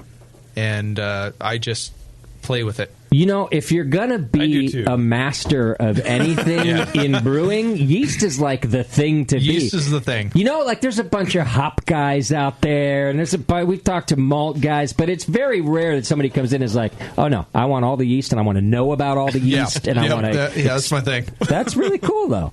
I mean, it is difficult. Cool. It is difficult, but I mean, if you kind of peel back the financial part, the idea that you're using a specific yeast for a specific style of beer, that makes sense. But I mean, props to you. I mean, yeah. Well, I mean, I do use a lot of like the Imperial juice is what I use for my hazy IPAs. Okay. I mean, that's well, that's what I was going to ask. Yeah. So if you kind of dial in a beer that you're going to repeat, you don't just keep changing the yeast on that. No, absolutely not. Yeah. So for your one-offs or something you're experimenting with to maybe even become a regular, you might change the yeast. Absolutely. Yeah. Usually my different yeasts are on my smaller system, and I'll just throw out whatever I think this beer should represent. Okay. But my main beer. I mean, Flintlock is like 60% of what I sell, the IPA. So okay, and that's the same yeast. Yeah, that's what are you using there? Same yeast. That's the juice. Yeah, that's Imperial juice. Okay. Yeah, 838. So, okay. But I also use some of my clear IPAs. I use San Diego Super Yeast. Nice. Okay. Because it's a great yeast. Never mind. What? Not a fan? No, I was just going to say what a sad state of affairs that we have to differentiate that we have clear IPAs. And those are called IPAs. Everything else is cloudy IPA. Yeah. You don't have to. It's not the other way around. For what it's I love worth, this rant. For what it's worth, all day. Year two, I couldn't make a hazy IPA for. I mean, if you could hold a gun to my head, I couldn't make a hazy IPA. So I like you better then. I tried and it was clear. Oh really? You just couldn't do it because you couldn't do it. Yeah, exactly. I was just you were trying though. Yeah, I was like 60% oats and wheat, and you're like it's not. I was like, why is this clear? Right. The yeast guy can't make a yeasty beer. What the hell? Oh well, it's polymorphibiocarbonate dioxide, just biotransformation oxidation. All right. Well, all right. Now we have a sour beer. Yeah, we got a sour. This one's a barrel aged sour. Yeah, and it smells amazing. Yep. What about yeast for this?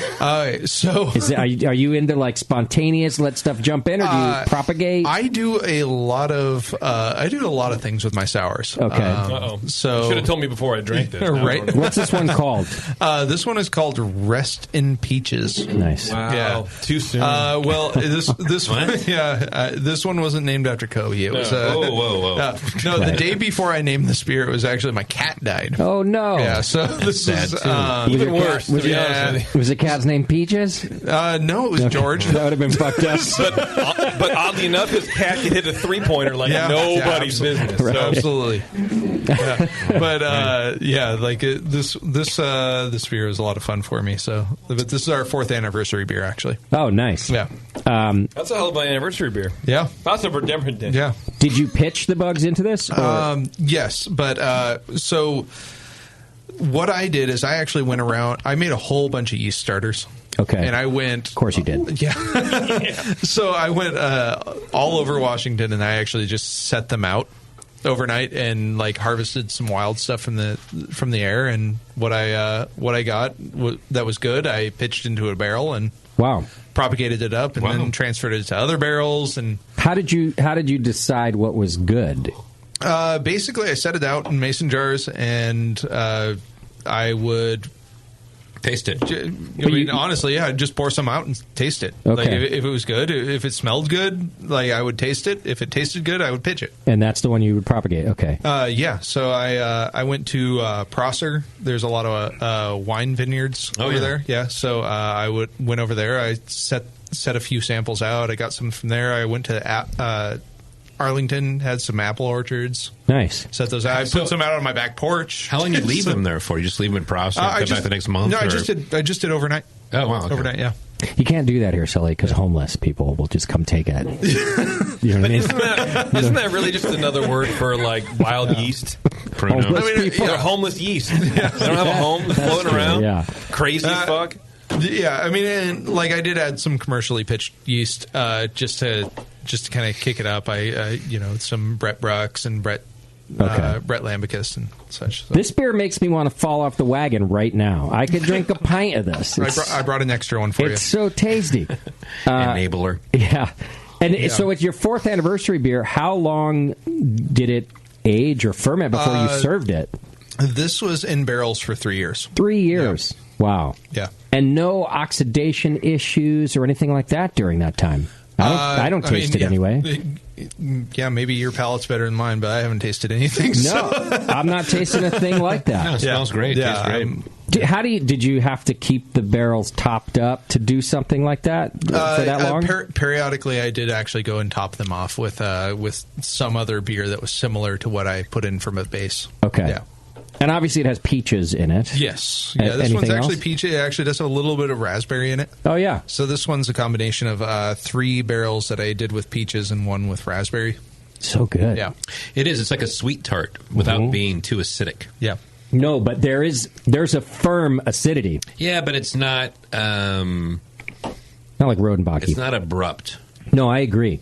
And it wouldn't be as good without it. I think kind of like I've come to appreciate a firm bitterness. I also appreciate like a firm acidity like that. Yeah, and I tried to make sure that there was like minimal acetic character to it. Yes, sure. You get a lot of that. Yeah. How do you make sure of that? I taste it, and if it's acetic, I dump it. So how many barrels was it in? So this was 4 different barrels. Okay. And so if one of those barrels got gnarly, you would just dump that? Just dump it, yeah. I see. Yeah. Okay. I don't dig on the vinegar. This is a good beer. Yeah.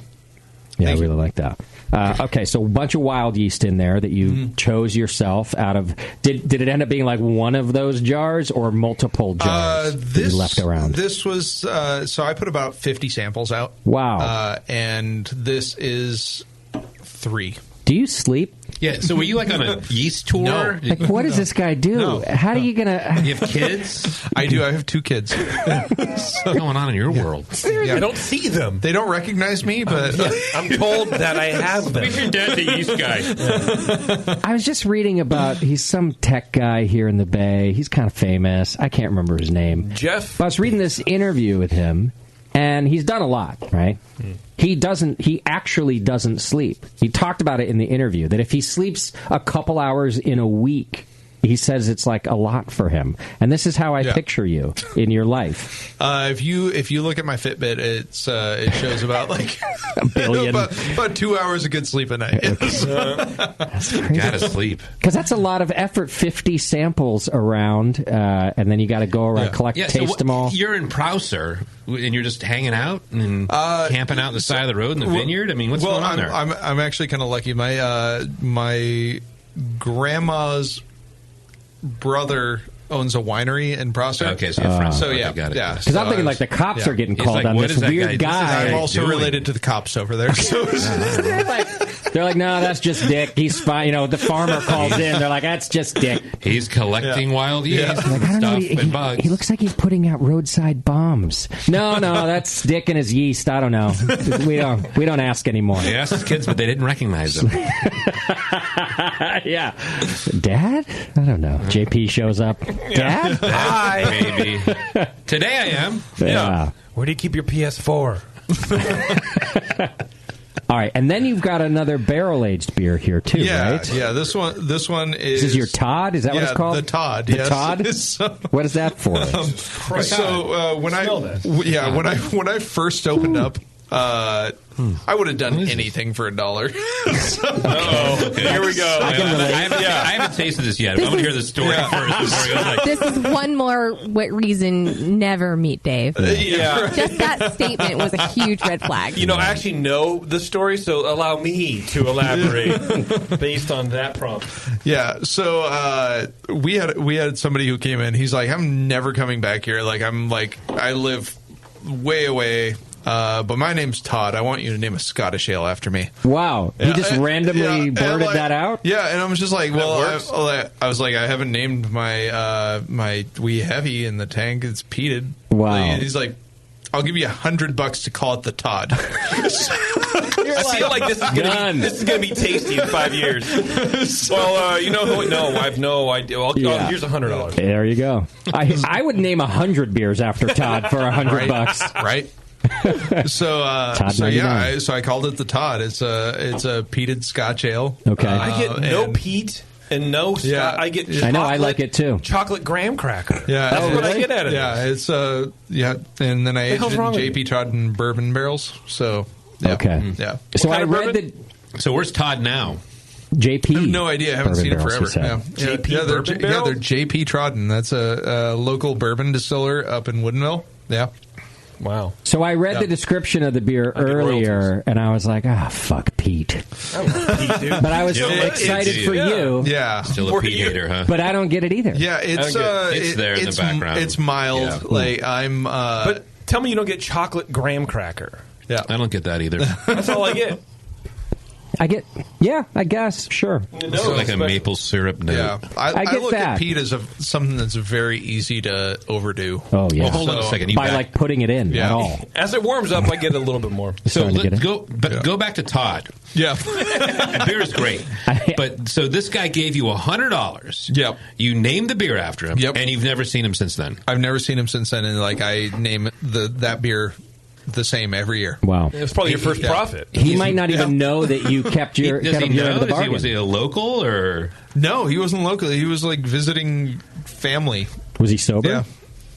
Probably not. Apparently not. I had a contract with him and everything. You on a napkin? You had a contract? No, we did. I pulled out a piece of paper and we wrote I will name my Scotch ale. You gave him a receipt. I did. It was a notarized contract. Yeah. Trace my hand on the paper. We both signed it. I photocopied it and sent it with him. Wow. I've stuck to the contract. I guess so. The Todd. We're proof. We're drinking it right now. Yeah. This we do one batch per year of this beer, and it's not necessarily always barrel aged, but okay. Do you think he'll give me $100 to name the show after him? Maybe.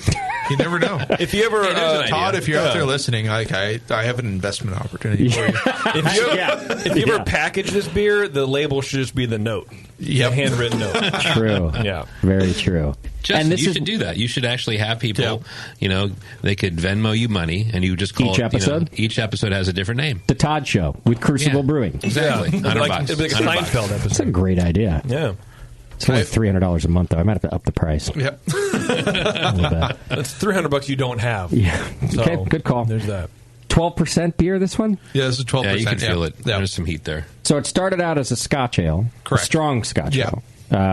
What percent was it before it went in the barrel? 10.3. Okay. Yeah. And then were you able to calculate that it was going to come out 12, or that just happens? Yeah, that's just what happened on this one. Okay. Yeah. Is there, what was it, Scotch, whiskey? What was in the barrel? This was J.P. Trodden bourbon. Bourbon. Yeah. And so is there a bunch left in the barrel when it goes in? Some of the barrels. Did you pour some out? Yeah. No, I leave whatever whiskey's in the barrel. You do? Just to give it a little bit more character. Okay. So, yeah. And then you blend all the barrels all the barrels together. And usually I will.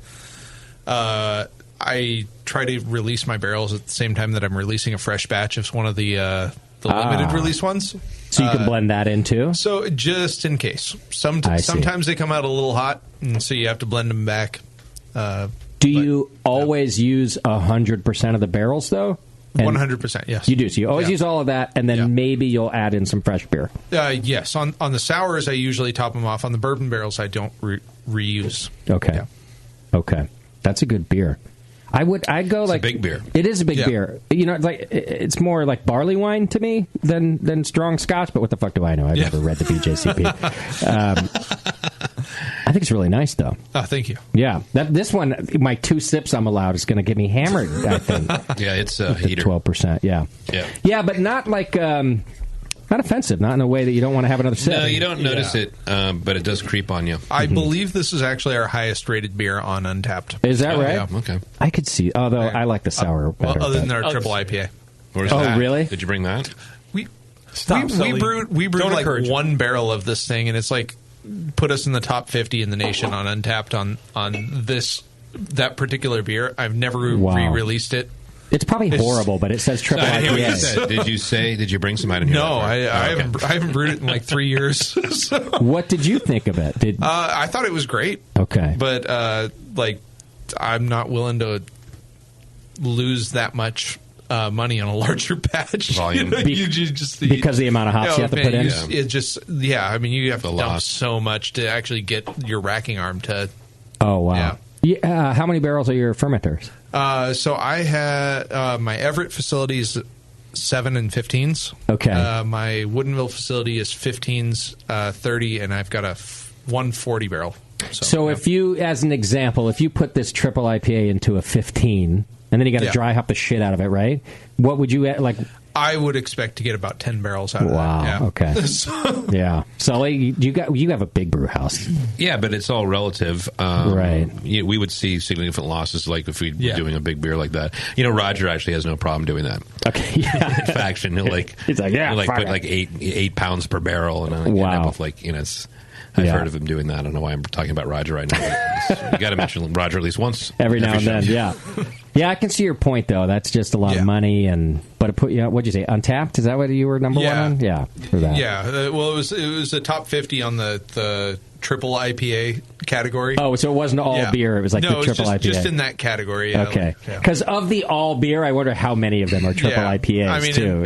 in realistic, 100. Yeah. I mean, and realistically, there's not a huge amount of ratings on it. It's just like all of them were 5s. Got it. Like, honestly. Yeah. So. Well, your family loves you, and that's nice. Yeah. Right. I know. Honestly, that's what it is. I mean, your cat died, but your family likes you. We did it with a collaboration with this local group who goes around and they ride bikes. It's the Washington Bikers and Beer Drinkers. Nice. And basically, they stop at a brewery and they ride to another brewery. Okay. And hope they don't get DUIs on bikes. Pretty much. Yeah. And then they collaborated with us and we made this beer and then. Yeah. So it's a beer drinking club that happens to ride bikes. Yeah, pretty much. Yep. It's a beer drinking club with a bike riding problem. JP's doing the finger shooting at me as he tells a joke. With all these different styles that you brew, do you have a favorite? Do you have something you'd like to go back to? Or you don't care? Honestly, my favorite beer that we ever brew is our brown ale. Yeah. Yeah, it's just an American-style brown ale. It's 4.5%. It's really light, easy easy drinker. I don't have it right now. JP's upset. JP wants to make out with you. Where the fuck is it? Yeah. I mean, he brought you the Pilsner. Yeah, but there's more. That's what I happen to have at the time. Got it. Yeah, but it's nice, easy drinker. It's a Cascade hops. It's okay. Yeah. So how many of your beer? What do you have usually? Like 13 beers on tap or something? We have 20 beers on tap usually. 20. Yeah. How many of those are the same? Like, do you repeat? We usually have about 4 regulars of things that aren't IPAs, and then 2 or 3 regulars that are our IPAs, and everything else just changes. Yeah. So how does that work with your distributor? Do they only take the regulars? So what they distribute is our Flintlock IPA, our Arc Furnace Pilsner. Mm-hmm. We have a Blood Orange Hefeweizen. Oh. It was a Bavarian style Hefeweizen that just didn't sell like our market. Okay. You know, it just was. And then she threw like one orange in it and called it Blood Orange? Well, so like one day I actually sold. I somehow ended up with a little bit of a Blood Orange concentrate from Elysian's Super Fuzz. Okay. So I tossed it in the keg, and then I had it just sold. Of course. Sold really quick, and so I put more Blood Orange in it, and it kept on selling. So got it.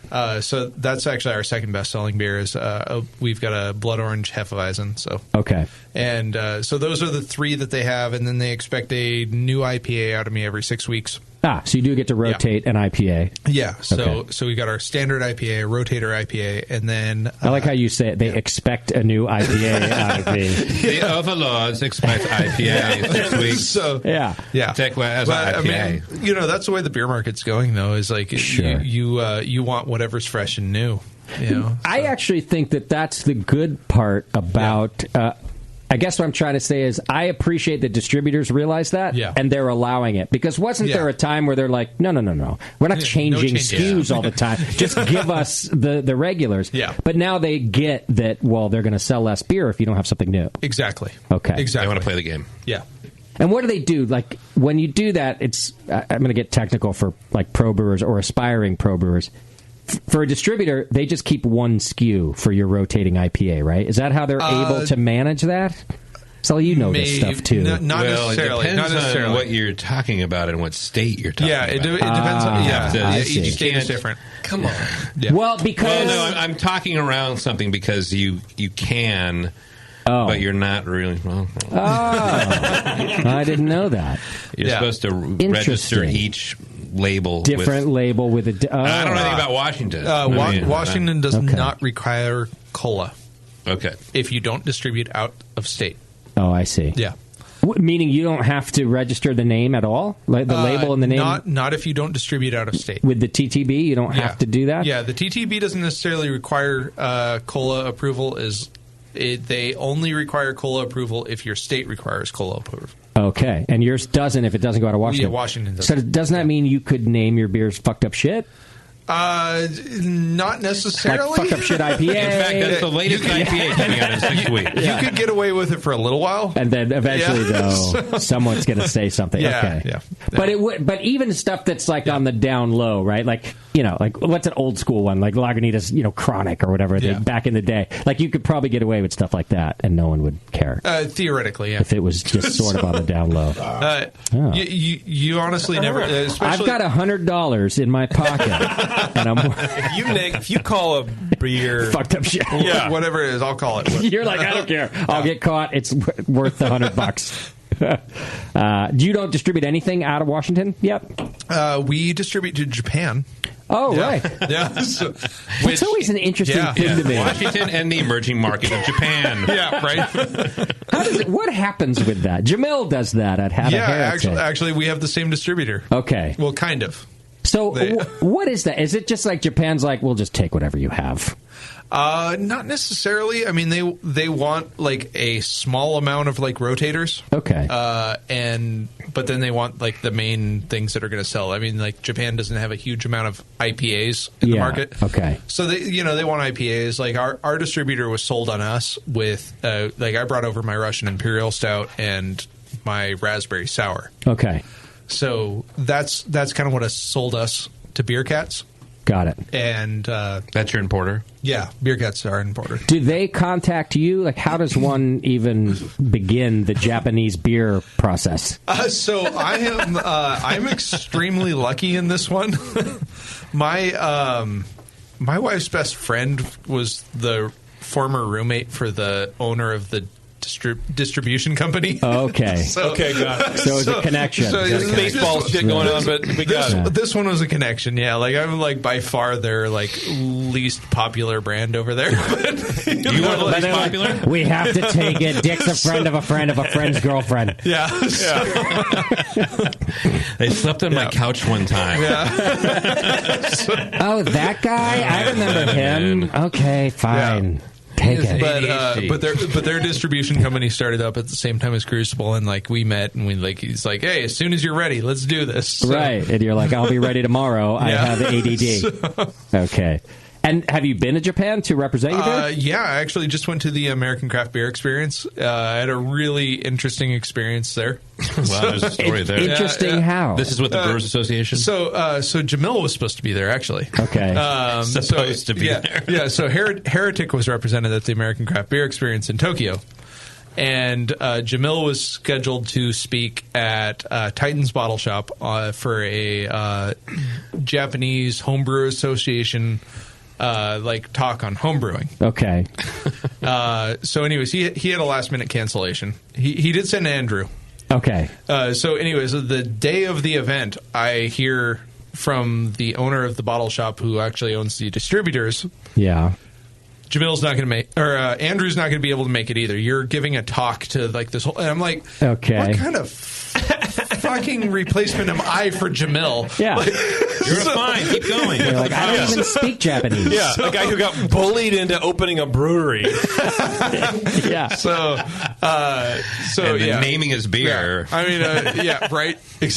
Yeah. But I mean, the good news is Andrew actually showed back up, and it kind of turned into like a round robin between the two of us on like how to homebrew. But isn't homebrewing illegal in Japan? Homebrewing is illegal in Japan. Yes. Interesting. Okay. Yeah. You can talk about it. Yeah. Just like distilling here, you can talk about it. Yeah, we have a show about that. But they are actually trying to get it legalized right now. They actually just recently started the Japanese Homebrewer Association, and nice. Issei Kadoya, the owner of that place, is actually kind of the foreman for trying to get everything legalized. Nice. And there's another person who actually won American Homebrewer of the Year. Oh. Who owns a brewery over in Japan who's working on it. Cool. He's the only international winner. Yeah. Nice. So, yeah. How was your experience there? Did you have fun? Did they have a good beer scene? Oh, it was fantastic. Yeah, the beer scene, I like to describe it as about 10 years behind us. Okay. There's not a huge amount of breweries out there, but there's a lot opening up, and there's a lot of great new products coming out. Okay. Yeah. And a lot of experimentation too. I absolutely love Give me an example of something. Do you have something strange? Yeah, actually, Blue Magic Brewing in Utsunomiya. Okay. They did a sukiyaki imperial stout. I don't even know what that is. Let me show you. Yeah. Thanks, yeah, sukiyaki is like this kind of like a hot pot where you put like beef and and they've got this like soy sauce based soup. And it's boiling in front of you, and you put your meat in it. Perfect. Yum. And although the beer, I don't know. How was the beer? It was fantastic. Really? Really? Oh, my God. And honestly, Issei, the one who's heading everything up, is one of the best IPAs I've ever had. Okay. Yeah.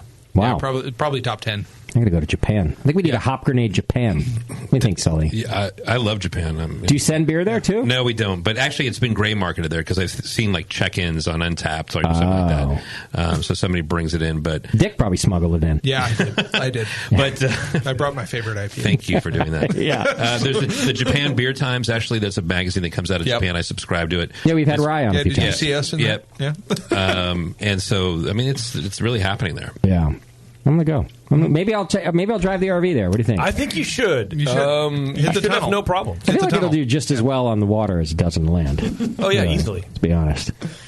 All right. Well, Dick, thank you so much for being here and bringing all this beer. And I wish I wasn't sober. I would have more. Looks so, I was kind of so trying good. to tempt you out of dry January. You really... I knew you were a sour guy, so it was like... I'm telling you... I brought this one for you. Of the 3 shows that I've done, this one is the only one that's tempted me to have another pint. This is really tasty. It is good. The sour is good. What's the name of it again? This is Rest in Peaches. Oh, yeah. Okay. Yeah, that's good stuff. Hey, so you're up in Everett, right? Correct. So you're near Boeing? I am super close to Boeing. Like 80% of my taproom customers are Boeing. Okay. Wow. Yeah. A lot of jets parked there That's now, a good yeah. Whole lot of jets I parked have like there right 300 parking spots, but like there's only room for like 4 jets. So. All right, go to cruciblebrewing.com and check out. You can learn more about Dick's Brewery there, and apparently you can probably find him at either of the breweries at all hours of the day at the same time, right? Absolutely. How many people work for you? I think I've got 8. In between 2 places? Yeah, with taproom. Lord. That includes taproom. You're going to burn out, man. You got to take care of yourselves and hire somebody. It's going to happen. We didn't even get into the Sean thing. Oh, yeah. Did you Sean name Fest. a festival after Sean? He did. I gave him $100. Yeah, no, actually, my partner Sean, I mentioned earlier, like every year on his birthday, we throw a festival. Nice. It's called Sean Fest. Okay. Yeah, and for the last couple of years, I've been trying to hit up Sully. He won't leave me alone. I do. Why don't you go? I send him a message every scheduling thing. It's just a scheduling. When is it this year? July 19th. Sully? Every year. July on his birthday. We're driving the RV when you are. I'll fly there. I can't. Yeah, Sean Fest, we bring in all the Seans in the brewing industry that we can find. Wow. And Yeah, Sully's if never you're- shown up for that? Yeah, he Not hasn't. yet, Justin. I'll be in Versailles, so I won't be able to. I won't be You able to. enjoy that. Yeah, I'll be at the Sean Festival. Yeah, I'll go if you go. Celebrating with my people. Yeah. Perfect. What does Sean do for the company? Does he do anything? So Sean is basically he handles our marketing and social media, and So he doesn't do anything. Not really. He double clicks on Sounds like what all Sean do. Yeah. It's a Sean I'm a very thing, isn't passionate it? person. He calms me down. You know. Okay, yeah. So, okay. I can see that. Sounds like there's a massage involved. I can see that. Multiples. Yes. Well, thank you again for being here and bringing us all this beer. I'm super excited to have been here. I listened to you guys for years. Well, thanks for that. I'm glad the beer's good, because sometimes people say that, and I'm like, great, we didn't do any good. I honestly learned the most I know about brewing from actually listening to this program. Wow. Yeah. That is so nice to hear, and the beer's wonderful, so... Yeah, it shows in the beer. What's he know? He doesn't know anything. Well, we got another segment to do. You want to hang out with us till the end? Yeah, you know I'm going to be here. All right, good. Well, let's do this. We're going to take a quick break, I think. Am I ready for that? A quickie? I don't know, man. I'm ready for that. When we come back, I have just a little bit of beer news, but it's fun. It's fun beer news. Man, you know what? The 2 things I love are beer news and fun beer news. See, I stopped liking fun a few weeks ago. That sucks. So I'm doing it for you guys. I appreciate that very much. All right, hang in there. It's the session. We'll be right back. Hi, this is Tyler from Libertine Brewing Company in the Central Coast of California. You're listening to Brewing Network, The Session. It sucks. Does it suck? It sucks. But that's what's good about it, is that it sucks, right? All right, welcome back to the program. Thanks so much for hanging out with us today, and thanks to Crucible Brewing. Dick's still hanging out with us. We got a few things left to do. You can't get rid of me. No, that's all right. But check this out. It's a new year, and it's time for a slightly better you, brought to you by Duke Cannon. Here's a fact from Duke Cannon that most New Year's resolutions don't last, mostly because dramatic self-improvement is difficult. So that's why Duke Cannon Supply Company wants you to consider lowering your expectations this year with moderate self-improvement. And with that, they've offered the Moderate Self-Improvement Box. This is a real thing.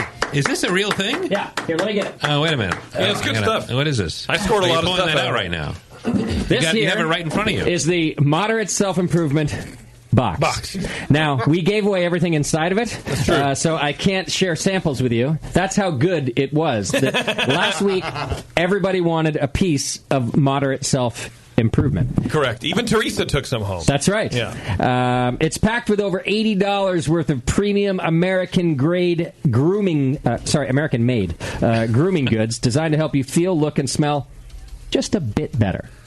I like that. Great soap. That's totally Great marketed soap. to me. It's $50 for a limited time, and inside it you get Trench Warfare Dry Ice Body Powder. Oh, whoa. I tried that this week. It's good. Oh, you did? Yeah. It Nice. uses activated charcoal to deodorize. Yeah. Apparently I was smelly because I noticed a difference right away. So that was really nice. Trench Warfare Antiperspirant and Deodorant. Also used that this week. Yeah. Is that for your booty hole? No, Trench? that's just regular. Oh, okay. Yeah, regular. News Anchor 2-in-1 hair wash, which has a nice cedar and sandalwood scent. That's what I used that today before coming here. How'd you like it? It was pretty good. I noticed you smelled better. Yeah. You know what I like about it? Just to totally derail. Yeah. You don't have to use a whole lot, and it froths up, it foams up very easily. Nice. So and I didn't learn my lesson even this time. I've used it twice, and each time I'm used to just squeezing a shit ton of shampoo in my hair. Sure. Even though I don't have a whole lot of hair. Right. Just kind of like muscle memory kind of shit. And then it just froths like crazy. Totally too much. I've used too much shampoo both times. So you can really eke out a lot of that bottle. Good, because it only comes in a 6-ounce thing. So Yeah. apparently you're like almost done after 2 washes. Bloody Knuckles Hand Repair Balm, Working Man's Face Wash. Plus you're going to get the big-ass brick of soap, Junior. I used that today, too. Would you The like to little smell one. me? I already smelled you. Oh, okay, good. I did earlier. And that one smells like naval supremacy. I like it. It's By very the way. good. My navel is very supreme. And then my favorite, the Bourbon Solid Cologne. Yeah. Which I really like. So you can go to Duke Cannon right now and use coupon code BREWING. And so not only are you going to get the $84 box for $50, but you can take another 15% off when you use coupon code BREWING, which is a lot of stuff for not a lot of money. All right? Check it out over at DukeCannon.com. Smells great. Thank you. Okay, but seriously, I've been using the Bloody Knuckles stuff myself. Yeah. It's great. It's good, right? And it's not like gender specific. It has no smell whatsoever. Yeah. So it's great. My hands feel really nice. So I had our agent reach out to Duke Cannon to see if they would do a collab soap with us. Yeah, And any work? I haven't heard back yet. Oh, but man. Duke Cannon, if you're listening, we really want to make a hop grenade soap with you. It fits the military motif, and I think it'd be cool.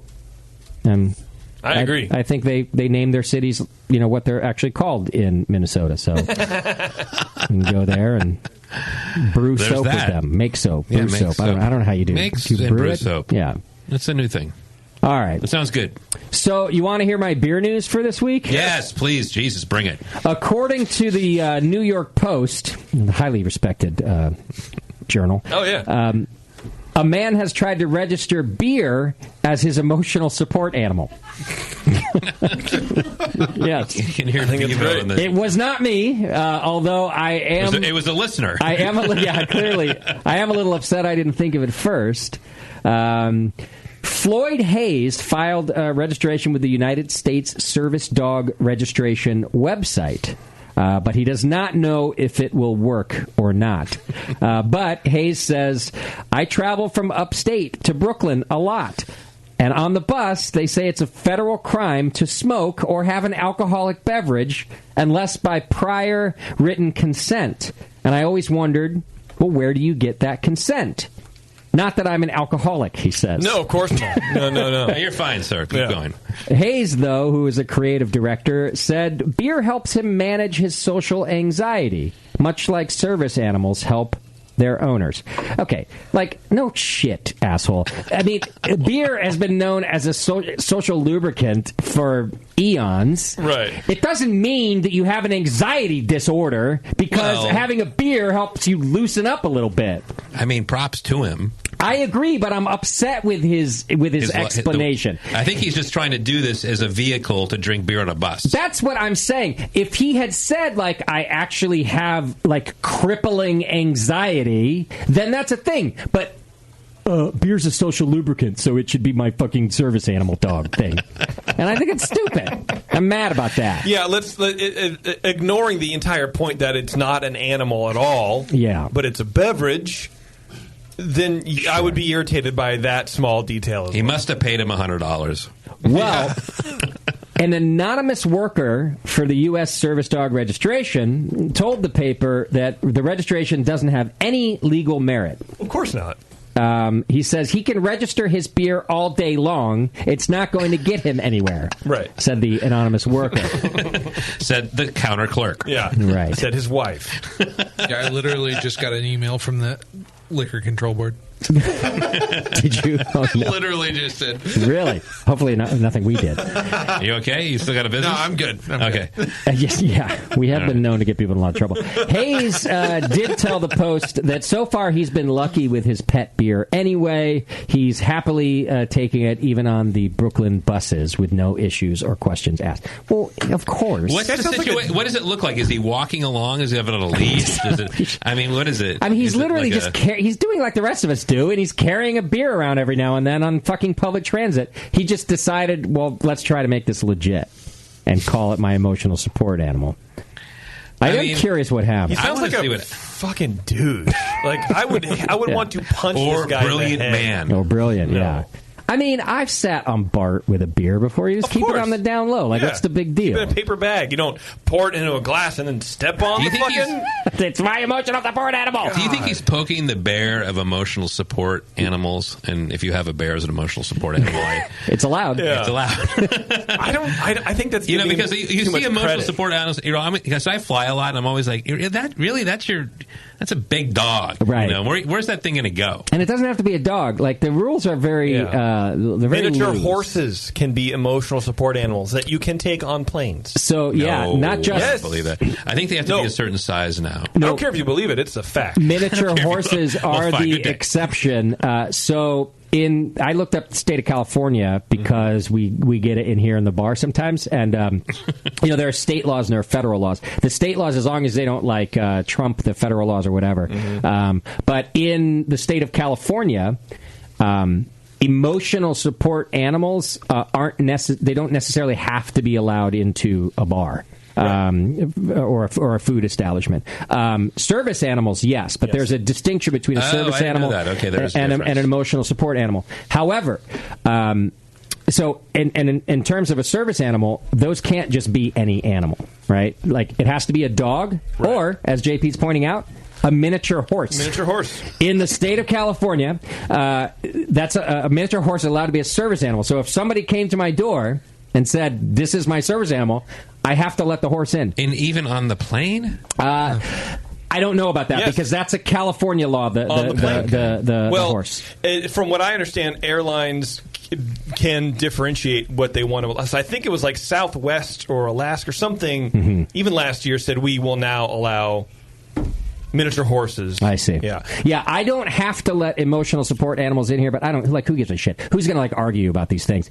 But I would. And you're allowed to ask, is it a service dog or is it a emotional support animal? Yeah. And you're allowed to ask what service it performs, but you're not allowed to ask what's wrong with the person. Yeah, of course you can't do that. So, but they can be I respect that that some people need those things and I support that. I just want to state that. Thank you. But I'm a little puzzled on the difference. I don't know, there's a difference. Yeah. You don't. Go ahead. Go ahead. I'm sorry. Raise his hand. No, I actually used to work at Lowe's before I was a brewer. Okay. And literally somebody brought an emotional support llama into my store. How big was the llama? I mean, it was taller than I was. Llama sized? It was llama sized. So it just walked around the store with it didn't spit on anybody, so I didn't have any complaints, but it was weird. I feel like the amount of effort it takes to bring a llama to Lowe's would cause me anxiety. I mean, they literally had a trailer. Right. Yeah. So the whole idea walked it into the store. Emotional they walked support. it into the store on a It's a lot of work. That I never understood. And maybe we're getting too deep into it, but it happens. If you need emotional support while you go to a bar to drink beer, there's actually something wrong with you mentally. Well, you need to go to therapy. Actually, you're defining emotional support. Yes. That's why they have it. But they may though. But for example, a common example given, especially by the state of California, are folks with PTSD, for example. Yes, and beneficial. An emotional support animal is a very real thing, and because you have PTSD doesn't mean you should have to lock yourself away either either at home or in a therapist's office. No, there's studies that are coming out now where emotional support animals are shown to actually not provide any sort of actual benefit. It's a crutch. I'm sure there are, and there's just as many studies that say the opposite. So no. I'm saying no because I've read it, and you're just you're just making fun of me right now. No, I just disagree with you. That I think that, as an example, somebody with PTSD might get a lot of value from having their emotional support animal with them, and might actually calm them down, allow them to leave the house, allow them to not spend 24 hours a day at the therapist. But what I'm reading about it is it's just an emotional crutch, and they don't need the animal. They just need to put in like work and therapy, and then they don't need to do this. And then when I'm sitting here, I don't hear your macaw cackling at me. You know what I mean? Like, well, you don't leave the house anyway, so I don't see why it matters to you. We're pretending. If I did, because there's not an emotional support cat. Right. Yes. See, you're just mad about that. I know, and I'm a macaw, honestly. All right. Well, anyway, emotional support dude. Beer. Yeah, I'm against. Well, if you drink it in public, are you killing it? Yes. Yeah. He kills his emotional support animal every bus ride. His name is Dick. Douchebag retarded. No, it's Floyd Hayes. Same thing. Floyd Hayes, congratulations, sir. I support you. I think here's what the state should do. They should allow it to happen. But it has to be the same beer. Right. He can't drink the beer. It's warm, flat, sour beer. It has to be proven that it's the same beer. If he can prove it's the same 12 ounces of beer, then it's okay. Then it's fine. Because otherwise, you're killing your support animal in public, and that shouldn't be allowed. That should be abuse. You should apply for the state. I think they would appreciate your commentary. Yeah. So it has to be the same beer, so it can't be different beers. No. The same amount of the same liquid. Yeah. Mm-hmm. That's my thought. Oh, you can't drink it? No. Oh, okay. But it's because it's for support.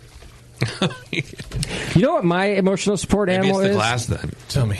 It's my balls, now that I've discovered Manscaped. Oh. Yes. Okay, I love this. I used to have a lot of anxiety about the state of my scrotum. You should register your balls as your own personal support animal. I've tried. Sir, you can't bring those things in here. I'm waiting for a response. Yeah, you need to leave those outside.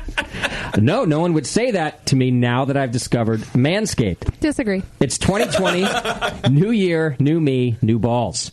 So Manscaped is making it easy for me to do that with their new manscaping products. Let's see. Go to manscaped.com, and if you use coupon code BREWING, you're going to get 20% off. JP? Yes? I gave you your brand new lawnmower. You did. Last week. Yes. Have you used it? I have not used it yet. What the fuck? I will do it this weekend. Okay. I meant to do it last weekend, and then I just kind of... What's it up against when it goes to work? Like, when's the last time you did Manscape? I think a couple of weeks ago. Oh, okay. So I'm also waiting... It's not like before the baby. It's no. It's not before the baby, but I'm sort of waiting for the jungle to really grow in. Right, to put it to the test. Yeah. Because what I want is, I want to see if it gets clogged with hair or not, or if it just cuts through like butter. Yeah. Like butter. I think you're going to find that it cuts through like butter. I hope so. I'm actually trying to get a job at Consumer Reports based on this. Yeah. I don't like discussing butter and your balls. I don't like the reference. It seems to work, though. Because it makes you hungry. I get it. Look, I understand. Yeah. So, why is my mouth watering all of a sudden? Well, I think you're going to find that with their skin-safe technology, you're not going to nick or snag your nuts. I'm looking forward to it because we've talked about it numerous times. Taryn. The last time I tried to get that close, I bled. So I don't want to do that anymore. It's not going to happen, trust me. But you'll have to report back. All right. It's like going through menopause for men. It's just you stop bleeding down there. Yes. Okay. And you can use it in the shower. What? I don't know. Which is even better. Yeah. I like that. Go to manscaped.com, use coupon code BREWING, get 20% off, and your balls will thank you. Thank you, Justin. You're welcome. All right. Want to do our Twitter game wrap-up? I would love to. What was our Twitter game today? Recently, we were contacted by Netflix to produce the official BN documentary. Ah, yes. What's it called? Hang on. I need notepads and pens. Where's all my stuff? God. Stop drinking One thing. Let's see. Just use that. Okay. Yeah, use that all thing right. there. All right. You're fine. You're okay. All right. Emotional support. I know. Speaking of Manscaped, let me just trim emotional this support sobriety going on just over for here. a second. This one and this one. So Okay. name our Netflix special documentary. That's right. All right. Go. Barley Boy says, shit show, the building of a beer media empire. It's a question mark at the end. Right. Right. It's more of a clubhouse, but I'll take Empire. Pete DeDink says the filth and the flatulence. Excuse me. Let me start again. Yeah. The filth, the flatulence, and the fermentation. The life of Bevo story. Oh, hey. Oh, why does she? I don't know. Because, look, I don't know. Because I have to put up with all of those things. That's right. Also, Pete, next time, learn how to comma. Thank you very much. Learn how to comma. He only has so many characters. Leave him alone. Adam Sammy says, Justin Crossley, the man who lost the death pool to the social media manager and why it matters. I did lose the death pool to the healthiest person on staff. That's true. Sucks. And what am I going to do now? I have nothing left to strive for. I've done everything except die. Well, now you just have to outlive us all to piss everybody off. It'll just piss me off. Everyone that matters. All right. Austin says, from garage to RV, how to make a living talking about beer. That's not... It's realistic. Yeah. Two more. Ryan Blundell says, almost successful. Also to the point. Yeah. And then last but not least, TN Brewing says, how to create a business that creates nothing but destroyed livers. Right. Okay. So there you go. Those are the best of the best. I want to go ahead and point out that Justin is actually writing all these things down, even though they're already written down. Oh, yeah. It's very, it's very serious. Yeah. He has to do it. It's his thing. Every single time. It helps me think about it. Helps me judge. Yeah, because I always have to share a document with him, and that's less landfill. And then I can never read my writing afterward anyway. Yeah. You kind of mumble your way through some of them. So the only one I'm gonna eliminate two. Okay. I think I'm gonna eliminate Shit Show, even though I kind of liked it. I'm gonna take it out. Yeah, sure. So, and then I don't like Pete DeDink's one. Sorry, Pete. I mean. Mostly because it didn't have commas. Of course you don't. Yeah, it was too much to write also. Yeah. Well, ever since he cut his hair, he's lost his power. He's like Samson. Which leaves us with, and I'm going to paraphrase as usual, Justin Crossley, not dead. Okay, well, yeah. That's an interpretation. About that one. Yeah. Okay. Like lost the death, sure, whatever. Yeah. From garage to RV. What was the second part? How to make a living talking about beer. I like that one. I'm keeping that one. Okay. It's a little too positive, but that's fine. Almost successful. Yeah. And then destroying livers. Sure. Whatever. Yeah. Well, the only one we lulled at was almost successful, right? But we didn't arlful. We almost lulled. Yeah. So that's our winner, right? Yeah, I think almost so too, successful. Yeah. That's Good job, Ryan. Yeah. Not like Sully, who's actually successful. Why do you keep saying that? Because you hit the big time, Sully. You're a big deal. The big time. Yeah. Dick can't even leave his brewery. Yeah. We got Sean Festival. July 19th at Everett at the Crucible Brewing. It's because they can't make a watermelon beer. No, not many people can. What was that? Whoa. Or you'll get sued. My son's going to school on that beer. Yeah. He's going to Harvard, for God's sake. What's happening at the brewery now? You've been gone for 12 hours. Exactly. Dick. I honestly don't know. I haven't had time to check my text messages. When are you going back? Wednesday. Oh, you're sticking around. You must have filled the tanks before you left or something. Yeah. All right, is your intern that works 3 hours a week coming in? No. Oh, it's a shit show. Wait, get it right, Sully. 3 hours a week, once a quarter. Exactly. Right. At nursing school. People think that I was the smart one with this whole gig. That guy's got it made. Hell yeah. What do you pay him? Beer?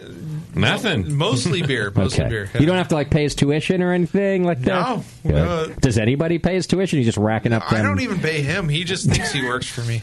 Perfect. He's here again. Going on guy's a veteran. He just he makes his VA allowance and he thinks that it comes from me. So it works out well. I love it. Well, not very bright. Shut up. Sorry. All right. Next week, we are off. JP's favorite guest. Really? Nobody. I thought I was coming in. It was on the calendar. Oh, yeah, no, you come in. Yeah, you're in. Hey, where is everybody? Well, this is Sean. Hey, Sean, you're going to talk about a festival July 19th up at Everett at the Crucible. Maybe Festival. Maybe Ringo will call in. Hi, my name's not Ringo. It's Sean at the Sean Festival, the Crucible in Everett, Washington. We are back at the beginning of SF Beer Week, though, with Revision Brewing Company. My friends from Revision are coming in, and this was going to be my last show, but now that's my last show before I hit the road. Yeah, I'm taking over for a while, which nobody wants to have me do. JP's going to take over while I take care of a few things, get on the road, and then all the shows will happen from the road until... I don't know. Question mark? I don't know. We'll see. See how much I like it out there. I have to check in on you. I'm a little worried. Yeah? Yeah, I think I'm going to have to fly into these, I think so, where too. you are, and have like a little meeting with you and just look you in the eye and go like, everything okay out here? See where I'm at. You're worried about me? Like a little off the reservation here. He keeps threatening, but he can't even come to Seanfest. So. See? Yeah, I'm never going to see him. Well, Bev and I are trying to, or we're gonna plan a couple of jaunts. You should come with us. Yeah. I think we should. I think we have to tag team this so that we're with him. Somebody's with him every week. You okay, Justin? I wouldn't mind that. Do you guys think you're going to run into something different? Like I'm just you run into me like I'm just on mushrooms all the time and I barely wear clothes. We said different. You're like Dennis Hopper and Blue Apocalypse Now or something. Yeah. Like, do you think I'll become more professional or less professional out on the road? I think it'll be. I don't know. I think it'll be just exactly the same. Yeah. I think you have to load up on a lot of Buchanan products because I'm really worried about your hygiene. I have been stocking up on it, and yes, you're right. But all the plumbing works in the RV, so We're talking about the RV still. Yeah. Okay. I thought you were talking about something else. All the plumbing still works. I don't know. Maybe. I think you're going to come back married. That's my prediction. Wow. Yeah. I think so. I'm going to New Zealand first. Don't forget that. I'm spending the month of March in New Zealand. I think if I'm coming back married from anywhere, it's going to be New Zealand, there. really? Oh, fuck yeah. Okay. I like chicks with passports. Justin has a friend on his tour. Yeah, all of a sudden. Hey, guys, I know we were talking about you coming out, but we're not, anybody can have a passport. Oh, sorry. Foreign passport. Actually, that's not really true. A bunch of Americans don't have passports. In my experience. Yeah, that's true. Women with passports come from another country. Hello, Justin. My name is Cheryl. I'm from New Zealand. Would you like to go out with me? Your voice is a little deep for me, Cheryl. No. But I can get over that, I guess. Oh, Justin, hey. This is Robin Williams. I live in New Zealand. Show me your passport. What is the Robin Williams thing? I don't know. That's your pickup line? Show me your passport. After that, I just close my eyes anyway. Justin, yeah. I'm going to passport for you. Oh, my God. Want to piss on my floor? What are you talking about? No, passport. Yeah, I hope I come back from New Zealand married. I hope you come back from New Zealand. To a woman. Yeah. Look, love takes on many different shapes. Don't limit myself? Yeah, don't limit yourself. You're right. Love has many inputs and outputs. If that happens to you, I'm right behind you. Just pave the way for me. I'll show you. You got any Sully, friends? they're here. Come here. My friend Sully's coming along. You got any friends? I've got a couple friends in the old folks' home, Sully. Come out and join me. What if I just don't even come back from New Zealand? What if that happened? Honestly, that would not surprise me. That would be the fastest burnout in history. Right. I just don't like being on the road. Stay here. But it's a really nice country. 14 years coming. Right. Yeah, true. Even more, 15. If you think about it. I don't want to. Okay. I don't know what you're talking about right now. All right, so we're off next week. When we come back on the 10th, it's SF Beer Week with Revision Brewing Company. And then, don't forget, Wednesday, February 12th, I will be down at the Torpedo Room in Berkeley interviewing Ken Grossman and Charlie Bamforth. With your buddy Ken. Yep. And the original Sierra Nevada Brewery will be on hand. It'll be parked out front. You can go check it out. Hell yeah. Those of you who are into a little bit of beer history, come check it out. All right, JP, you going to get us out of here? Sure, dude. All right, Dick, thanks for being here and for coming all the way down and being in studio. I appreciate that. Of course, this was an awesome experience for me. I hope you had fun, and I've been drinking. I hope the place didn't burn down or your beer's fine when you get back. Yeah, and or both. It's probably both. Okay. Sean Fest, July 19th. Exactly. Sully will be there, he says. With other Seans. All right, take us out of here, JP. Thank you to our show sponsor, More Beer. You can get absolutely everything you need to make great beer at home by going to morebeer.com. Dick from Crucible Brewing flew down from the state of Washington to come talk beer. Sean and Todd. What does that mean? Well, learn more over at cruciblebrewing.com. Do you have extra money? If so, head over to patreon.com/earsup and support JP in his quest to become supported monetarily by you. If you love Twitter and homebrew, follow Nate Smith at Nathan Homebrew, Mike McDowell at Tasty McD, and you can unfollow Warren at Another Beardy. Sully's there as well as Sean O'Sullivan. Keep track of JP over on Instagram at Major Jip, and you can find Bebo there as well at Beverly M. Moore. Be sure to find the Brewing Network on Facebook, Twitter, and Instagram.